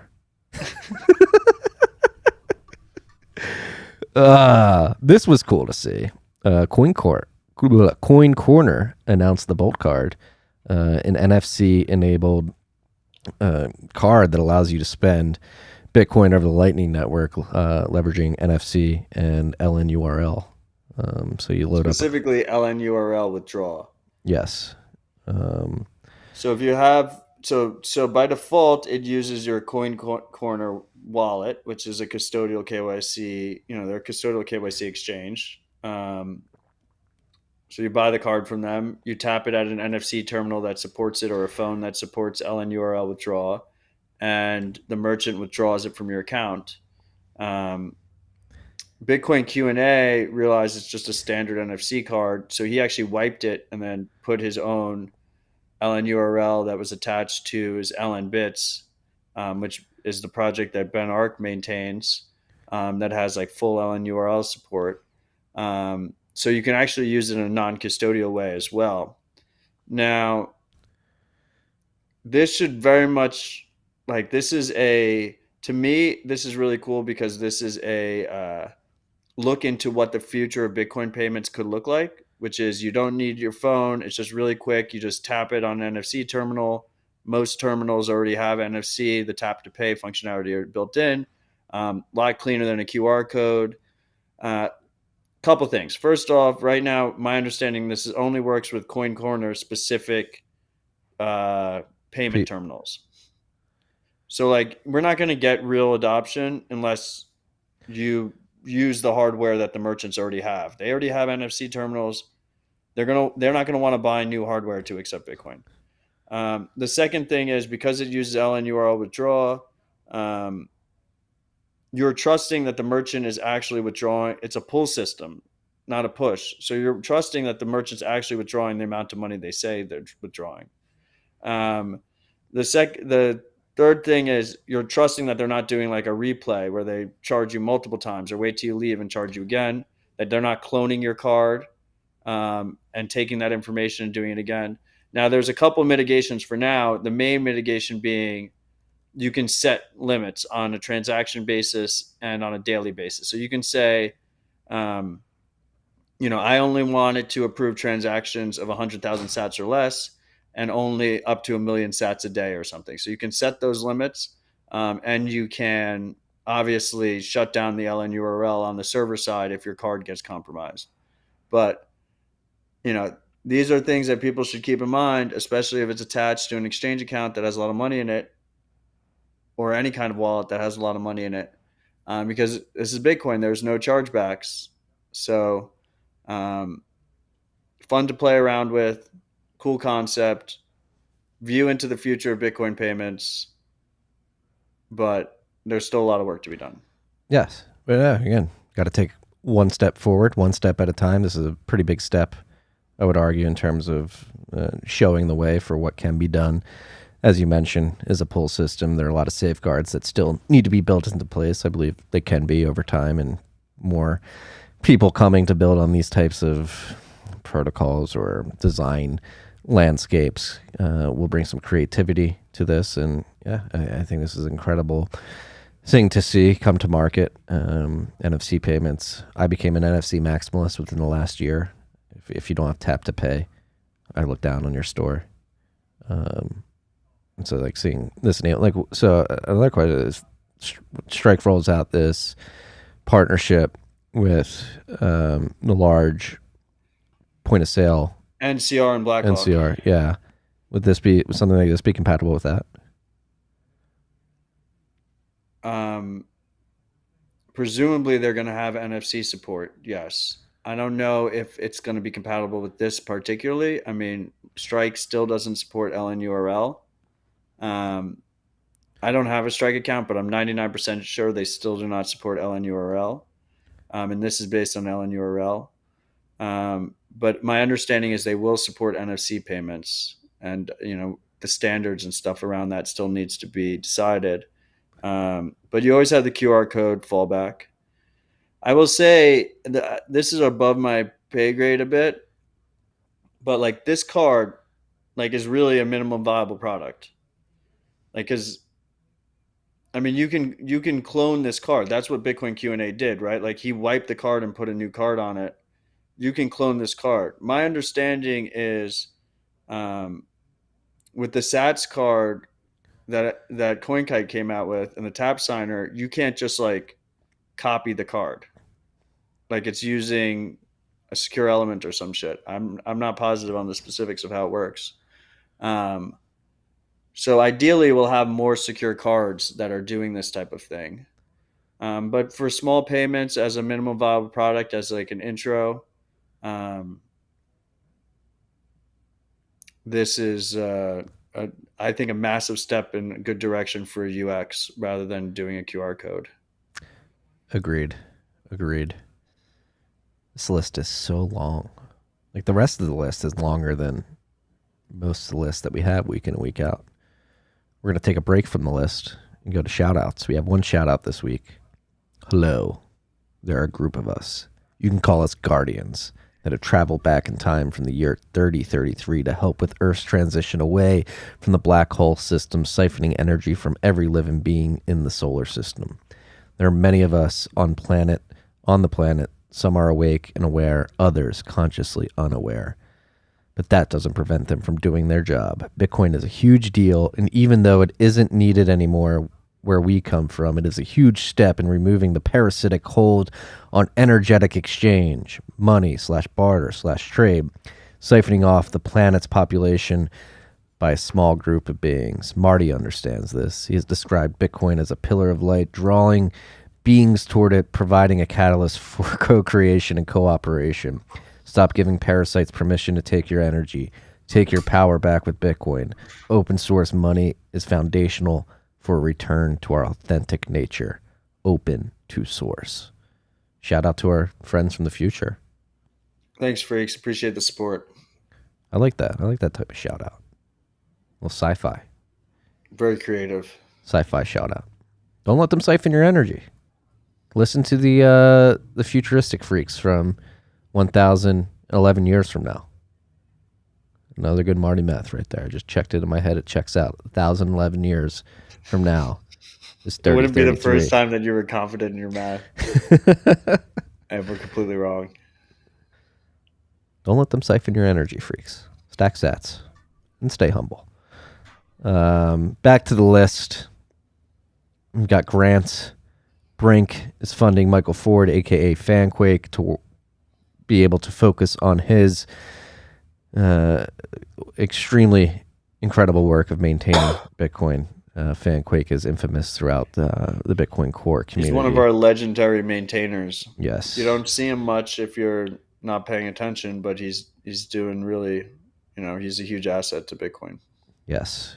And he's a good farmer too. BitMEX is extending. BitMEX used to fund Michael Ford, and now he's moved to Brink for what it's worth. And in the Brink announcement, they said he's going to be working out of London. That's interesting. Correct. He's usually based out of Australia, right? Yes. I mean, that's where his farm is, so I wonder what the deal with that is. Yeah. I think he's smart. Mandibles. Well, the farm is like he controls it all, like with code, right? So maybe he can control it remotely. I have no idea. Yeah, the farm's automated from what I understand. BitMEX, they're extending Gleb Nelmenko's grant. Obviously, we've been talking about Gleb a lot in the last couple of months due to his efforts over in Ukraine. He's been running, he's been accepting Bitcoin donations to make sure that people that are being affected by the war in Ukraine right now are able to get necessary supplies. Like we've said many times, I prefer you donate to Gleb instead of the Ukraine government. But outside of that humanitarian work, Gleb does also do incredible work for Bitcoin at both the core, or excuse me, the protocol layer and Lightning layer. He's legit one of the best developers we have. Yes. And the dude's got so much fucking integrity. He's super smart, tons of integrity, tons of passion. Yes. We're very lucky to have him. Yes, I mean, him and Antoine. Shout out to BitMEX for continuing to fund him. Shout out to BitMEX. Him and Antoine, the work they're doing to basically stress test the Lightning Network and do a bunch of security research on Lightning specifically is extremely valuable. They've already highlighted a bunch of pain points that people are working on fixing at the protocol layer. Gleb has worked at the P2P layer, communication between nodes, and making sure that's as robust as possible. It's actually pretty insane how many parts of the Bitcoin stack that Gleb has touched and brought value to. So shout out to BitMEX for extending that grant. And speaking of grants and how you get them, Adam Jonas, shout out to Jonas from Chain Code. He's still at Chain Code, right? Yes. He wrote a guide for Bitcoin open source grant seekers. So it's a blog post if you're one of those individuals contributing to Bitcoin and you're trying to figure out a way how you can focus on it full time and get a grant. Jonas, being from Chain Code, which has given out a number of grants throughout the years. No, they don't give out grants. Or they hire developers to work specifically. Yeah, they do residencies. I mean, I'm not me. being a dick. He like literally says it in like the first sentence. He's like, Yes. my experience at Chain Code, while we don't give out grants. It's on me. That's on me. So here's a little guiding blog post if you're looking to get grants, some advice from Adam Jonas. The dogs. Speaking of nodes, the Ministry of Nodes Bitcoin Node Box Guide for 2022 has been released. That's on bitcointv.com. The link you put in the show notes is not working, Matt, or you have to be logged in to view it. It's also on YouTube. I was trying to like mute it when the dogs they're just greeting everyone. Shout out to Catan for putting these together. It's one of the best node tutorials. It's using a old computer, so you can buy like an old desktop computer, an old laptop. You install Linux on it, Ubuntu, and then he goes through like all the different pieces of software you can choose to install if you want to choose it. These nodes are way more powerful than the little Raspberry nodes, and not that much more expensive because you are using. Usually you just use a used computer for it. So shout out to Catan on this. Shout out to Catan, Ministry of Nodes. Again, Signal, the education, the information, it only grows. It only grows day by day. All the pundits will tell you that Bitcoin's dead, that the show should be canceled. However, as you can see by everything we've been talking about for the last hour and 45 minutes, people are grinding. Speaking about grinding, we're somewhat at the software update. There's some proposals in here as well. We're going to blow through these. I'll stop at Gloria Zal's, which is the third one now. So Bitcoin Seed Tool version 1.0.5 has been released. Sparrow Wallet version 1.6.4 has been released. Gloria Zal released a package relay proposal on the Bitcoin Dev mailing list, and she has some information on the design of this package relay on GitHub as well. So this is something that Gloria is working on at the P2P layer that essentially is trying to make the transaction broadcasting and mempool layer more efficient, and I believe she describes it as fair in her proposal. So this is some nitty-gritty protocol work that is being worked on. Peter Wulla, he wrote a post on GitHub, a write-up about private authentication protocols. Is this specific to Bitcoin, or is this just Yes. okay? Both It doesn't really mention Gloria's proposed it what? doesn't mention Bitcoin in it. That's why I asked. I mean, the idea is so like when you're doing P2P networks like Bitcoin, you don't want someone to be man in the middling you between you and your peers. Um, how can we go about doing that? So this is Peter's write up is like a base write up. He's like he's collecting his thoughts. There's no hard proposal there, um, but it is a problem that we do have in Bitcoin, which is the authentication between peers, so that you don't have that man in the middle risk. It can be used for surveillance in the Bitcoin network, to sniff what transactions you're broadcasting and what your IP address is. Um, our main mitigation for like actually malicious man in the middle that isn't surveillance based, like denial of service and stuff, is just like be connected to many peers. But that doesn't help on the surveillance side, because if you have a man in the middle on that side, they can just be spying on you. I just want to, so both of these, people should go read them. They're both a little bit above me and Marty's pay grade, so I don't think we're really doing it justice when we explain them, but they are important. I mean, Gloria's proposal is extremely important, and whenever Peter writes something, we should all read it, because the dude's a fucking genius. Just try our best to understand it. I want to just go real quick to Bitcoin Seed Tool. First of all, is that project that Bitcoin Q&A and Super Fat Hour are running. They added the big feature they added was last word checksum. So if you're not aware, your seed is randomly generated, but the last word, like you can pick your seed out of a hat if it's sufficiently shuffled and random. I don't really advise doing it, but you could do that. And if you do that, or if you do it with dice, the last word needs to be calculated separately because it's a checksum. So it's making sure that the other words are like in the correct order. Um, so you can't. It's not easy to do that last word on your own. So now with the seed tool offline, you can do that. Another cool thing that I saw people doing with the seed tool was, on Cold Card you have the dice rolls to generate your seed.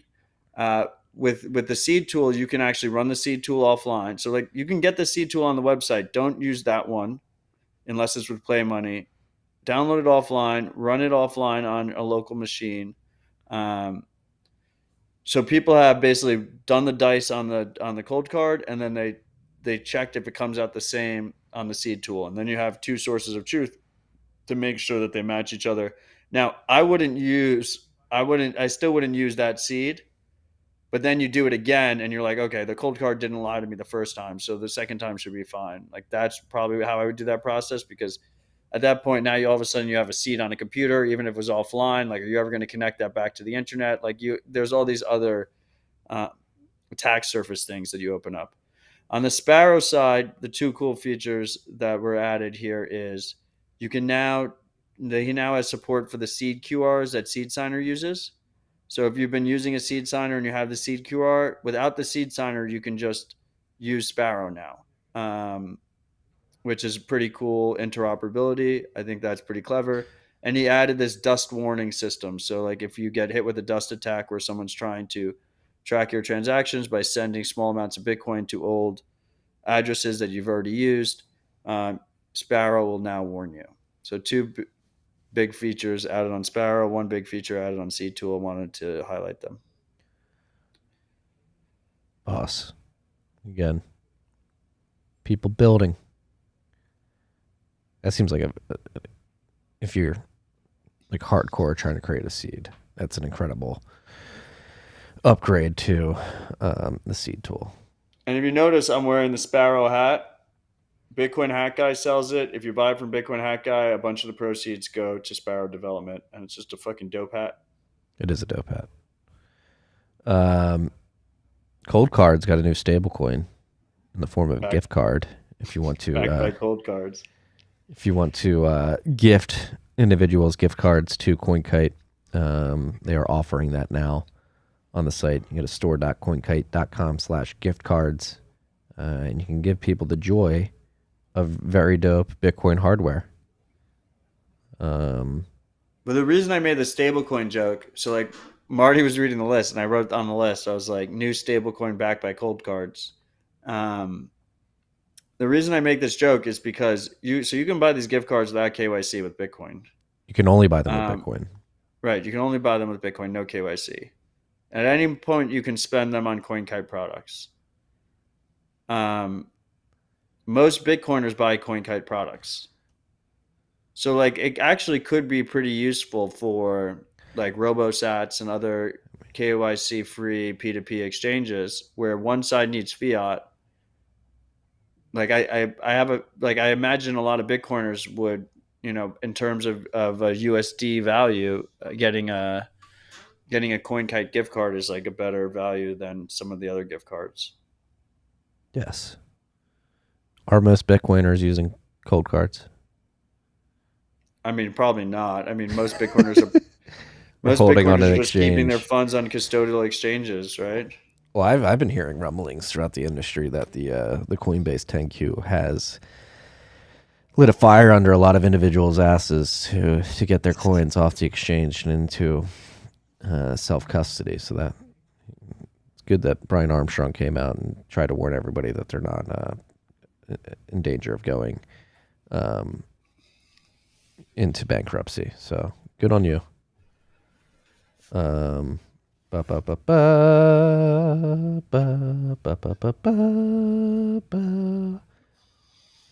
month in Bitcoin privacy is out. Is this after a month-long hiatus? Yeah, this is 2 months really. It's March and April. Yes. By our lady Janine. So if you're fucking awesome, interested in learning about everything that went on in regards to privacy in the privacy world and how it relates to Bitcoin, Janine has her most recent post up. We're going to link to that in the show notes. It's a long one, obviously. Pulling up 2 months of work here for March and April. But this is a must read every month if you care about privacy, and you should care about privacy. So must read. And this one's a long read. I recommend setting aside some time on your Saturday morning. And I'll be working with her with the activists again. We worked in Miami for the last Oslo Freedom Forum, and this time we'll be doing it in Oslo. Sweet. Which I'm pretty excited about. What are we thinking for recording next week? Should we do business on air about that? Oof. I don't know. We got to figure it out. I'm going to be traveling on Thursday, I think. Okay. We're going to have to figure that out. You're going to be way ahead of me, too. We'll figure it out. Yeah, we'll figure it out. This is my first Thursday in a while where I'm not traveling immediately following.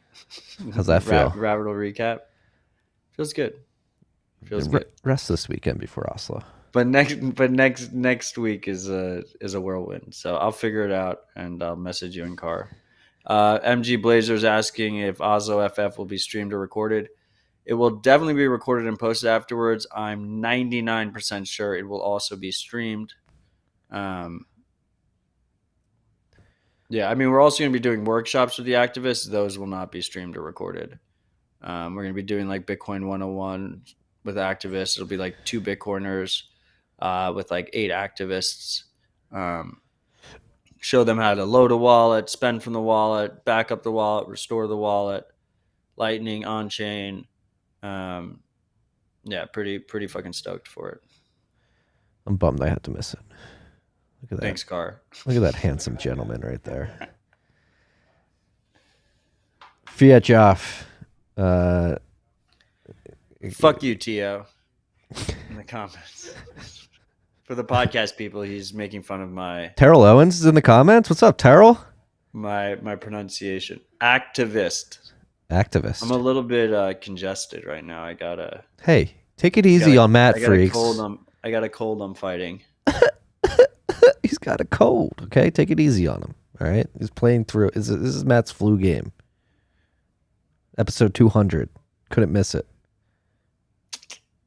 Fiat Jeff. This is like a fun little blog post. There's a lot of character in this blog post. I love Fiat Jeff. He's a real one. He initiated a lightning penalty transaction. You want to describe it? I think you'd be better at describing this than I would. Oh, no. So a lightning penalty transaction is what happens if you don't close a channel, right? A user on Lightning tries to cheat you. They lose all their money in the channel. So like as you're doing a channel, you're basically updating your channel commits as the balances are changing, who has what. You're not broadcasting it to the chain. You're not broadcasting it to the Bitcoin network, but you're each signing and updating what the new balances are.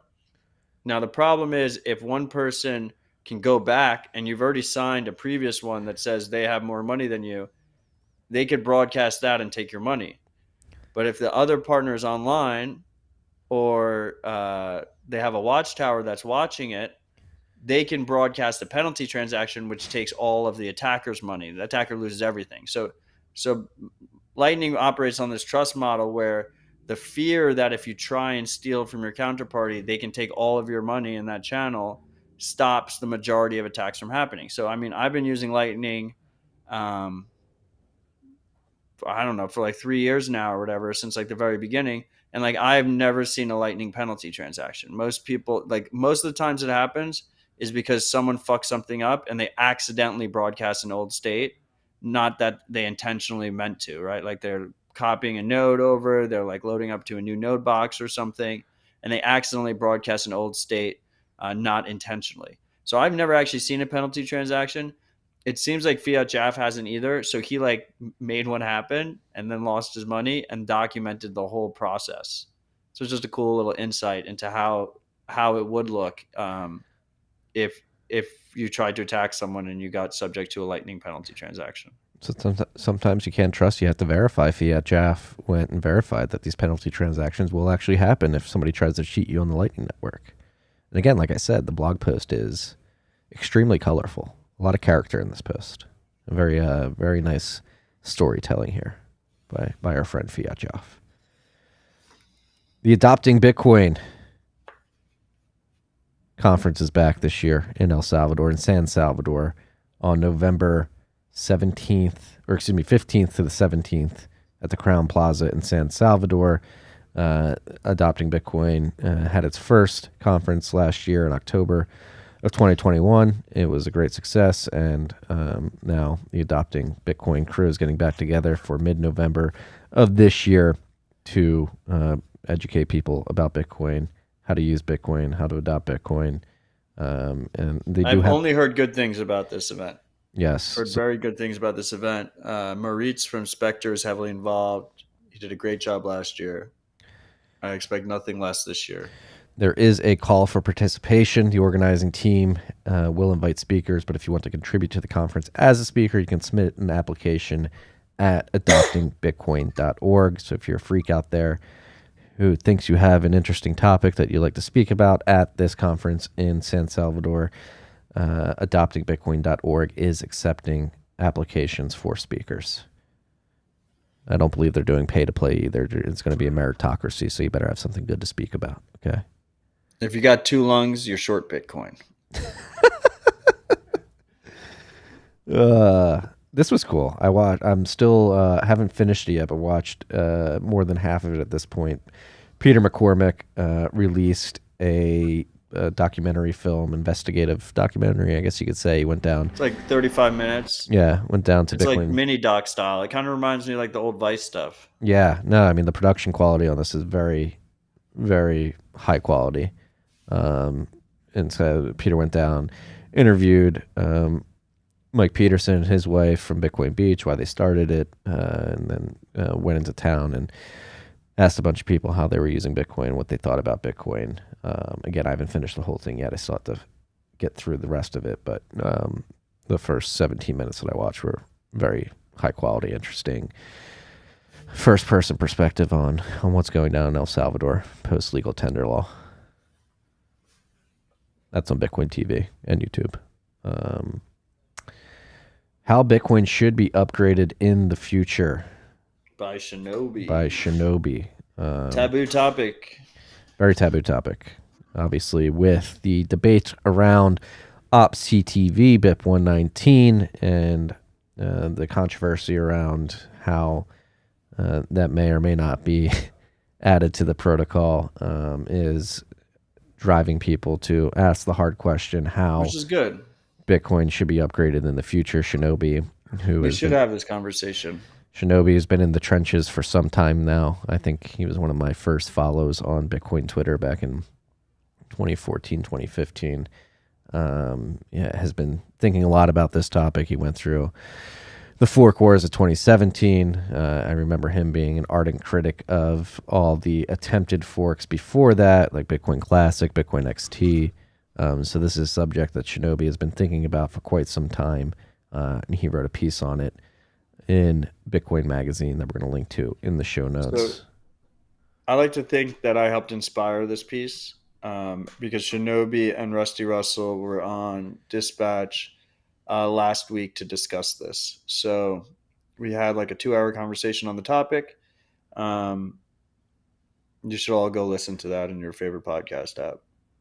Yes. Yeah. It's a very important conversation. Like we should be having this conversation now. You don't want to have this conversation when there's actually something that we really need. I don't think there's like a pressing need for CTV. I don't think there's a pressing need for covenants. That's just my opinion. But we need to have like stakeholders, Bitcoin stakeholders, people that own Bitcoin, use their own node, rely on Bitcoin every day. You have to take an active interest in improving your knowledge and being humble enough to realize that we don't really know that much and that we're never going to know everything and that you just need to keep improving that. And part of that is understanding how the extremely beautiful yet chaotic Bitcoin consensus system works around upgrades and how we're going to navigate that as the network grows larger and has more value in it. Yes, and Shinobi hones in and probably a good place for you freaks to start when you want to learn about activation methods, and it's the whole controversy over BIP8 and BIP9 signaling, which is a whole rabbit hole to dive down and to think about the trade-offs and what they mean. So BIP8, BIP9 is a good place to start if you want to learn about historical upgrades and the different philosophies behind each mechanism, version bit signaling and lot equals true, lot equals false, all that stuff. Even though I've done extensive research on it in the past, I still need to brush up on it and remind myself of how those two things differ and how they work in terms of getting something activated into the protocol. So that's where I would recommend you start. Obviously, read the history. Definitely go check out the piece that Pete Rizzo wrote, I believe last year or the year before, about pay to script hash, P2SH. Yeah, P2SH. That was the first soft fork in Bitcoin and the history of that, the discussion around that. Back when Amir Taki, Luke Dasher, Gavin Andreessen. Andreessen? Yeah, Gavin Andreessen. And a bunch of others. Very interesting history of Peter Wohler, Greg Maxwell. Very interesting history and upgrades. And again, as is clear at the moment via this post from Shinobi, there is no very clear-cut path to future activation. So, as Matt said, it's important to be having these discussions. Better start now as opposed to later when the need is pressing. Look, one of the reasons me and Marty come back week in, week out for 200 episodes is because a more informed Bitcoin stakeholder base, like a more informed Bitcoiner population, is crucial for the success and robustness of Bitcoin. So like we each need to push ourselves to understand Bitcoin more and more, and once again be humble enough that we don't really understand it that much, and that we need to improve our knowledge, and then take it a step further, and ideally go and help other people understand it better as well. Like if we each go out and help 10 people um, try and understand everything that's going on in the Bitcoin network, we will have a stronger network for it, because ultimately, like, this is open source code, but ultimately it's a movement of people. People need to run the code, they need to use the code, they need to build the code, they need to support the code. And it's up to us as individuals to actually improve our knowledge and understanding of how this all works. Completely agreed. Do your part, freaks. Try to educate. Don't trust. Most importantly, we say this a lot. Don't trust us. Like, and the only way you can do that is by educating yourself. Do not trust. Verify for yourself. Next on the list, David Marcus, previously the quote-unquote crypto team lead at Meta, formerly Facebook. You should have used my fucking list item. Let me see what you said. Former lead of Facebook shitcoin project launches Lightning project. Yes. So David Marcus has launched or announced that he started a company called Lightspark, which aims to really hone in on the Lightning Network and build products that will bring the Lightning Network to the masses. I'm distracted here because I'm looking for the raise. They've raised like a shit ton of money at a crazy valuation. And they like raised it from like all the fucking fiat VCs. Yes. So A16Z, Paradigm, they're all in it. Yeah, so it's I will say, I don't think this is a Paradigm. coincidence that it's right after, Lightning Labs is like, we're going to have shitcoins on Lightning. Come on. What? You think he just like launched this company and raised a bunch of money because of Terra? I think he saw the trajectory and heard the murmurs and was like, I'm going to launch a Lightning shitcoin company. Yeah, we'll see. I mean, we have 3 different projects working on Lightning shitcoins now. This is the 3rd one. Does he mention shitcoins? No, but it's in his nature. David's latest project, Lightspark, aims at nothing less than reinventing the largest and most antiquated parts of the financial services by building on the Lightning Network, wrote Matrix Partners Dana Stadler and early investor Marcus Zong's. The team will share more information over time, but suffice to say, there's no one I trust more than David to start and lead such an ambitious company. Downturns are good moments to focus on building and creating value with mission-aligned people, said Marcus. We're excited to dive into Lightning, learn more, and work alongside the community. We'll share more about our work as we progress. Yeah, so it seems like vaporware that they're just raising on an idea. Shitcoins on Lightning. Okay, we'll see. Do you think it's going to be a product that we'd recommend to people? No. We shall see. I mean, you might recommend it. I don't know. I don't plan on it. I mean, you get really excited about these kind of things. I'm not really. I mean, I saw this. I was like, I'll say, regardless of what happens, it's a win that he left Facebook shitcoin and is building on Lightning. Thanks for the liquidity.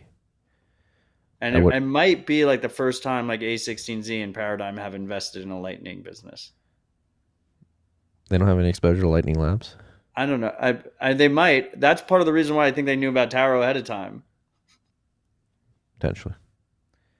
I mean, Terra's not like something that Lightning Labs could... I mean, they can build products using the Terra protocol, but I don't think like Lightspark would build a Terra competitor. But they maybe...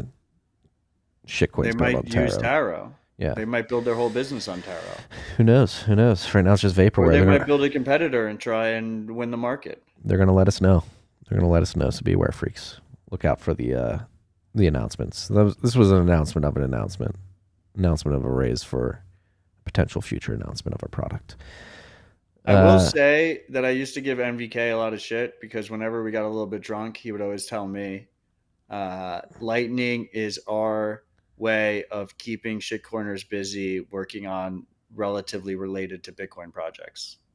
Yes. And it is started kind of to feel that way, to be honest. It really is.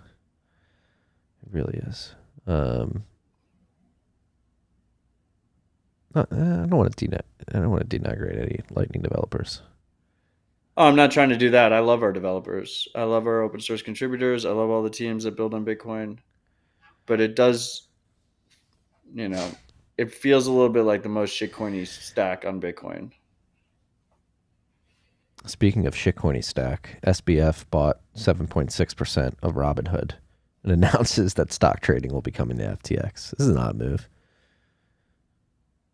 Like buy a material amount of your competitor and then roll out a product. So first he bought this and then he bought this, like he announced the buy right after Rabbit Hole Recap last week.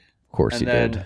It was like yesterday or 2 days ago they announced that FTX is adding stocks at zero fees. I don't know. This guy's like one of the richest under 30 in the world, so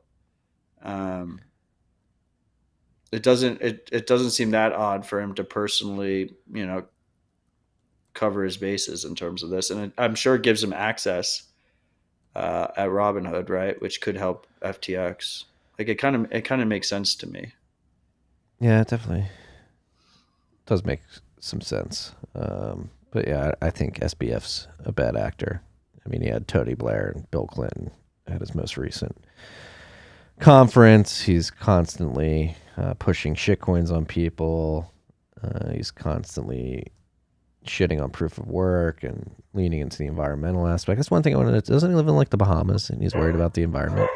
Bro, you live on a beach that's going to be underwater. Like it's a very odd move to make you really worried about the environment.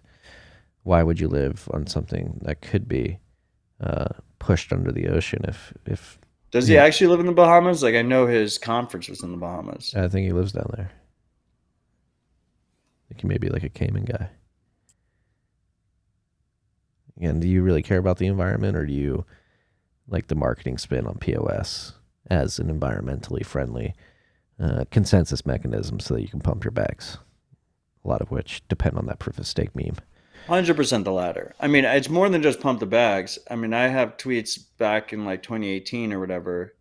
Proof of stake networks give custodians, particularly exchanges, way more control over these networks, way more monetization schemes, way more control. They become a validator as well as a market, right? They're the miner and the exchange. Exchanges in Bitcoin already have, a large amount of power and control and influence. We saw that in the Bcash situation. So if they're also the validator, they obviously have even more influence. If they're the main people that are securing your network, they have even more influence. And they have all these staking monetization schemes, yield bullshit. Like there's a lot more ways for them to make money there. Yeah. So yeah, it's only natural for exchange operators to be pushing proof of stake. I just wish they did it in a more ethically sound way. They just repeat bullshit, and these people aren't ethical. They know it's wrong. They're not ethical. Wrong. They don't care. Why would you expect ethics from unethical people? I know we're talking about SBF right now, but that Joe Lubin interview. Oh my god! That Joe Lubin interview? Pull it up, Car. I tweeted about it. Just search Joe Marty. Lubin. Joe Lubin is rumored to control more than 15% of ETH in circulation. He's one of the co-founders of ETH. There's this great story where like Vitalik was like unloading some of his own bags, and like Lubin bought Vitalik's bags as an anonymous buyer. Yeah, Vitalik didn't know till afterwards. So there's a point in this interview. Well, first of all, Lubin just repeats a bunch of bullshit FUD that he knows isn't real. He looks really shaken and like desperate and weird in the interview for whatever reason, like giving off really weird vibes. But there's this one question that the Bloomberg host asks him, and he's like, what happens if an attacker gets like over 50%? And Lubin's pretty confident that they won't. And the reason is because him and his buddies have over 50% probably. Yeah. I mean, I tweeted about they're the attackers. Like they're the threat to the network. They're the cantillionaires of the Ethereum network. And they're so happy about the transition to proof of stake. What is this, 2 minutes? Yeah, play it. I mean, before you play a Car, just like again, body language reading. If you can't see it at home, you'll be able to hear it via the inflection in his voice, but very low energy, not convincing at all, and just objectively lying throughout it. Like, this is the co-founder of Ethereum. It makes sense when you have the immutability of a proof of work blockchain. I don't want to put the deed to my house or my daughter's birth certificate on a proof of stake blockchain. It just doesn't have the security. That is not correct. Proof of stake is likely to be far more secure, far less attackable.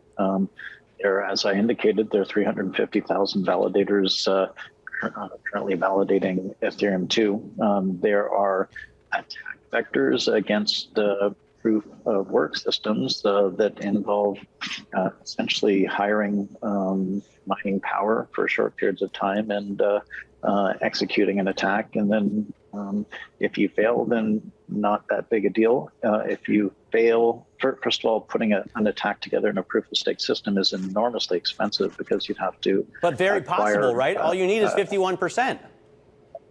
Well, 51% of hundreds of billions of dollars is not easy to get to, and once you start trying to accumulate, that would drive the price of Ether up to essentially unobtainable levels. Only if you buy it, not if you steal it. Well, it would be very hard to steal that much Ether, I believe. So I the DAO hacker would say otherwise. I think it's pretty clear for people Joe, who understand what about the centralization? centralization? What about the centralization? Because it seems like there is a relatively small number of firms that are staking a whole bunch of different coins. Is it going to be as decentralized as a proof of work blockchain?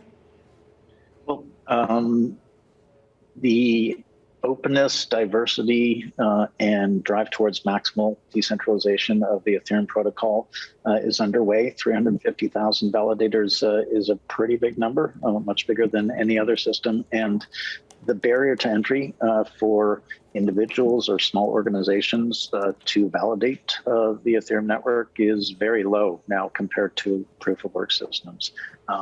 It is the case that some exchanges have sizable validator pools, and we've built a technology that is just way more accessible, and it will lead to maximal decentralization. Like how he ignores the part where he holds a considerable stake himself, and he's the founder of Consensus, which got their hands in like so many different ETH companies, including Infura, which runs the backend nodes for a huge amount of projects in Ethereum. Yeah, and he was so that's really why he's not that concerned. I would say one thing is you actually don't need 51% to cause havoc in an ETH system, as far as I'm understanding it. You could do significantly less than that, somewhere in like the 30s. Well, you can cause chaos with that. There was another disingenuous line. There was like, there's 350,000 validators, which is much more distributed than it's like, no, it's 350,000 addresses with staked Ether. Like, yeah, he like splits up all him and his buddies. They all like split it among 100,000 fucking validators or whatever, and they separate it out. So it looks it's decentralization theater. Like, you can't just slapping the word decentralized on something like they did with Terra does not make something decentralized. It has to actually be decentralized. And the reason decentralized matters in the first place, like, I even don't think Bitcoin's decentralized enough, but it's by far the most decentralized system in the crypto space. And the reason it matters is because ultimately we're creating money that's outside of state control, outside some of the most powerful entities that have ever existed in humanity. So if you're going to be resistant to those powers, you can't have centralized third parties that can be pressured. That is the key to the whole reason. That's why Bitcoin survived this fucking long. Yeah. And Matt, while I had to apologize while we were sitting here recording, I sent out a tweet. I usually don't do that, but I put the tweet in the Telegram group car. We have some breaking news on RHR this week. Last week you were reading emails while we were recording. This week you're fucking on Twitter, sending out tweets. I got people pinging me. Have some Marty, respect, man. Marty, you got to update the thread. We got an update to the thread I started in August of 2017 that has been tracking the long-awaited transition from proof of work to proof of stake. It's changed from just a transition to proof of stake to ETH 2.0. I'm pretty sure they changed the name of ETH 2.0 recently, but apparently there's a permissionless conference going on somewhere in the world right now, and Justin Drake says a post-merge world is extremely likely by September. So, the Ethereum crowd saying they're going to go to proof of stake by September. Joseph. I mean, they also the people that are using that are testing out the ETH 2.0 system right now. They're locked into it. There's no pulling out of it. Exactly. So there's a shit ton of ETH that's locked up in this system. So they're forcing their hand. They kind of have to do it, otherwise they'll get chaos themselves. And if my assumption is that Lubin and Co are very heavy into that ETH 2.0 staking ecosystem, so they're going to be pushing for it on their side to do it really as soon as possible. Yeah, and they're locked up. Well, I imagine the pressure is going to be only going to get heavier if the decoupling narrative that we talked about at the very beginning of this episode, if it doesn't come true for Ethereum, the price continues to dump as the global economy goes to shit, and they are looking for liquidity. They're going to try and force that merge so they can dump as soon as possible. Maybe they believe it'll pump their bags. Who knows? But the thread has been updated. It's been going on for 5 years. Who knows? Maybe it comes to an end this summer. We shall see. I'm not holding my breath. Would not be surprised either way. But I can't believe you tweeted mid fucking rip. Hey, people. I've got another update. I'm offended, freaks. We're gonna have to cancel the show. I've got another update for you, Danny Scott, Coin Corner Danny, the founder of Coin Corner, who we were talking about earlier. He is apparently listening in and has an update for us on the go. Thanks for the shout out, guys, and nice to hear the comments on the Bolt card. Few bits to help understanding. The card actually has replay attack prevention, so a dynamic LN URL withdrawal every tap, one-time use. You can use it for static as a gift card route like what Bitcoin Q&A did, but when you tie it to your Coin Corner account, it adds that security layer for the dynamic LN URL withdrawal. It's now already compatible with BTC Pay Server, POS, and websites. They just need to upgrade to the latest version. We agree merchants don't want our hardware, neither do we. So we have some more news in the pipeline to help adoption. We'll announce in the coming weeks. We will be looking to tap into legacy systems too, so they are compatible as they have the NFC capabilities generally already. Right now, for non-custodian, it is only static LN URL withdrawal, but we will release a setup to do it in a completely non-custodial way with the dynamic piece. Just need a little bit more time and more hours in the day. Cheers, Danny. Appreciate you. Thanks for the comments. So the replay attack thing was the point where I said the merchant could then, after you walk away, do another withdrawal from your account. They can't do that if you're attached to Coin Corner, is what he's saying. Is my understanding. Yes. So that's good. Hey, we've got power players listening to the pod, man. It's good to know. Thank you for listening, Danny. Where did he post that? On Twitter? Under the tweet of the episode, yeah, of the live stream.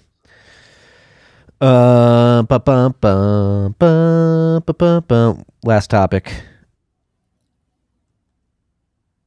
The U.S. House of Representatives passed a bill today that would bar exploitative fuel prices. So apparently price controls are potentially coming to America. As we know, historically, price controls are the way to control prices. This is going to work. They're just going to say, hey, gas can't be more expensive than this or else. So this is the state of the U.S. government, the U.S. economy. We have the people in charge passing bills through the House. Still got to get through the Senate, and then that dude who doesn't know where he is has to sign it into law.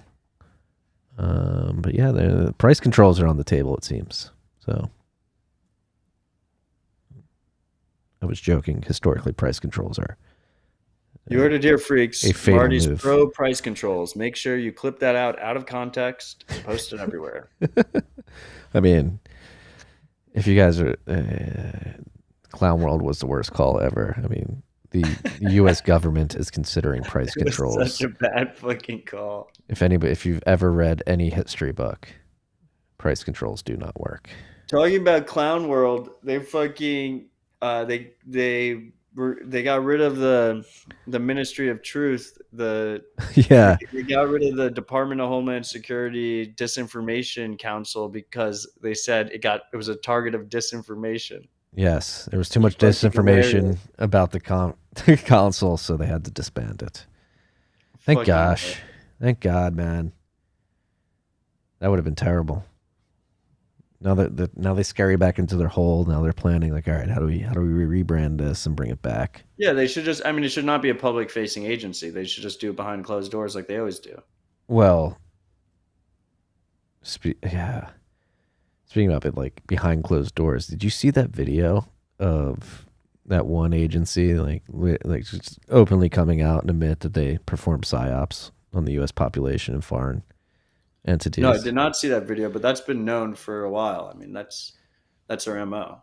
Yeah, but Ghost, what was it called? Freaks. Somebody help me out in the comments because we should watch this video to wrap it up. Ghost in the Machine. That's what it was called. Where is this video? Searching video.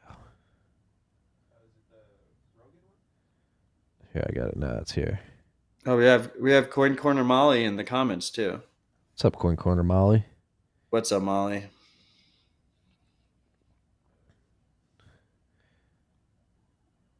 Wait, is this it? Is this the one I'm thinking of?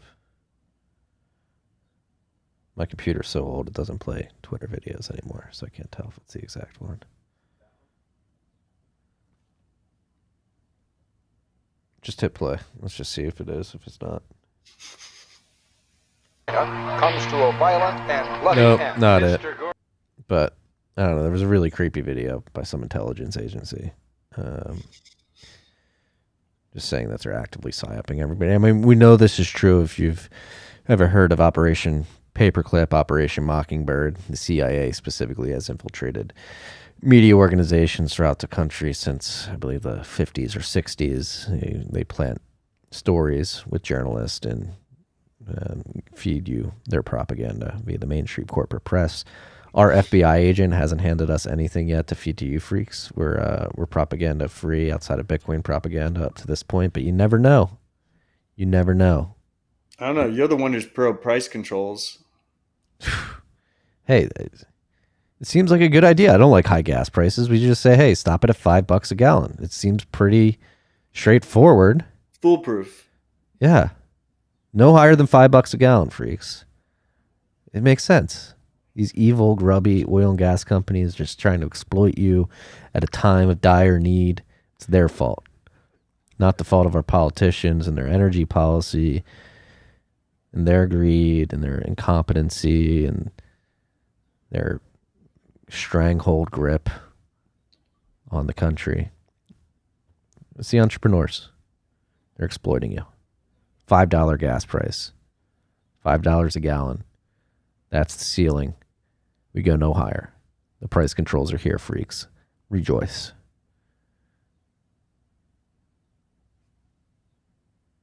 Should we wrap it up? A reminder, freaks. This is, if you're listening to this on the TFTC podcast feed, this is the last time Rabbit Hole Recap will be posted there. Open up your favorite podcast app, search Rabbit Hole Recap. That's where it'll be posted going forward. Press the subscribe button.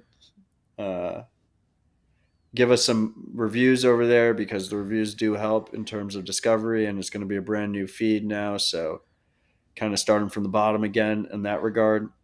I actually checked. I checked the. Make sure you go do that. The freaks came out last week. I checked the iTunes tech chart. We were number RHR before we even published a new episode on it.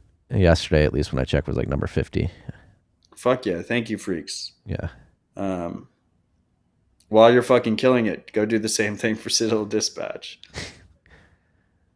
Like, subscribe, share. What are we gonna do? Like YouTube and stuff is gonna be. It'll be YouTube, the same. We're gonna do the same YouTube feed. Let's just do the same YouTube feed. Makes it easier. Twitch has Rabbit Hole Recap already. If you like Twitch, go to Twitch Rabbit Hole Recap. All archives are going to continue to be posted to BitcoinTV.com. And are you posting the Rabbit Hole Recaps to Rumble? Yes, we have been. But you're posting them in the TFTC Rumble, or is it a separate Rumble? Yeah, let's just keep the videos. We're also on Rumble at TFTC. Yes. So the Rabbit Hole Recap specific things are Bitcoin TV, Twitch, podcast feed. Yes. The podcast feed specifically helps with the value for value podcasting 2.0 stuff. And we're just going to, people are going to go on their podcasting apps and be like, ooh, TFTC, this isn't, ooh, what's this RSR? Just hit them from all angles. We're hitting from all angles here. If you're listening on YouTube, hit that noti button, comment under the videos too. Apparently that's good for getting it out in the YouTube algo. We're officially we have no strikes on the YouTube channel as of today. Fuck Google. You don't have to comment under the YouTube channel. Don't sign into Google. Well, you're going to use YouTube, just use it unsigned in. What do you tell the freaks in the live chat? Use the Twitch live chat. I don't know. Amazon's not any better. I don't know.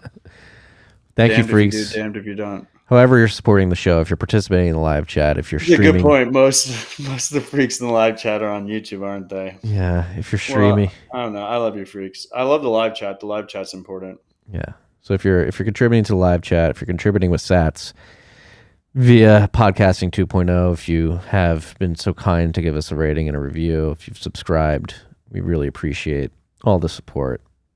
Episode 200. We're 200 episodes in now. It's pretty crazy to think. Started this show in September or October of 2018, and we're still here through another bear market. Another one. We're not going anywhere until everybody is like, hey, we already know exactly what you're talking about. We understand Bitcoin and the implications of all these stories. Until that happens, we'll be here week in and week out. New dedicated feed, Rabbit Hole Recap on the podcasting apps. Love you, freaks. Stay humble, stack sats. Peace and love.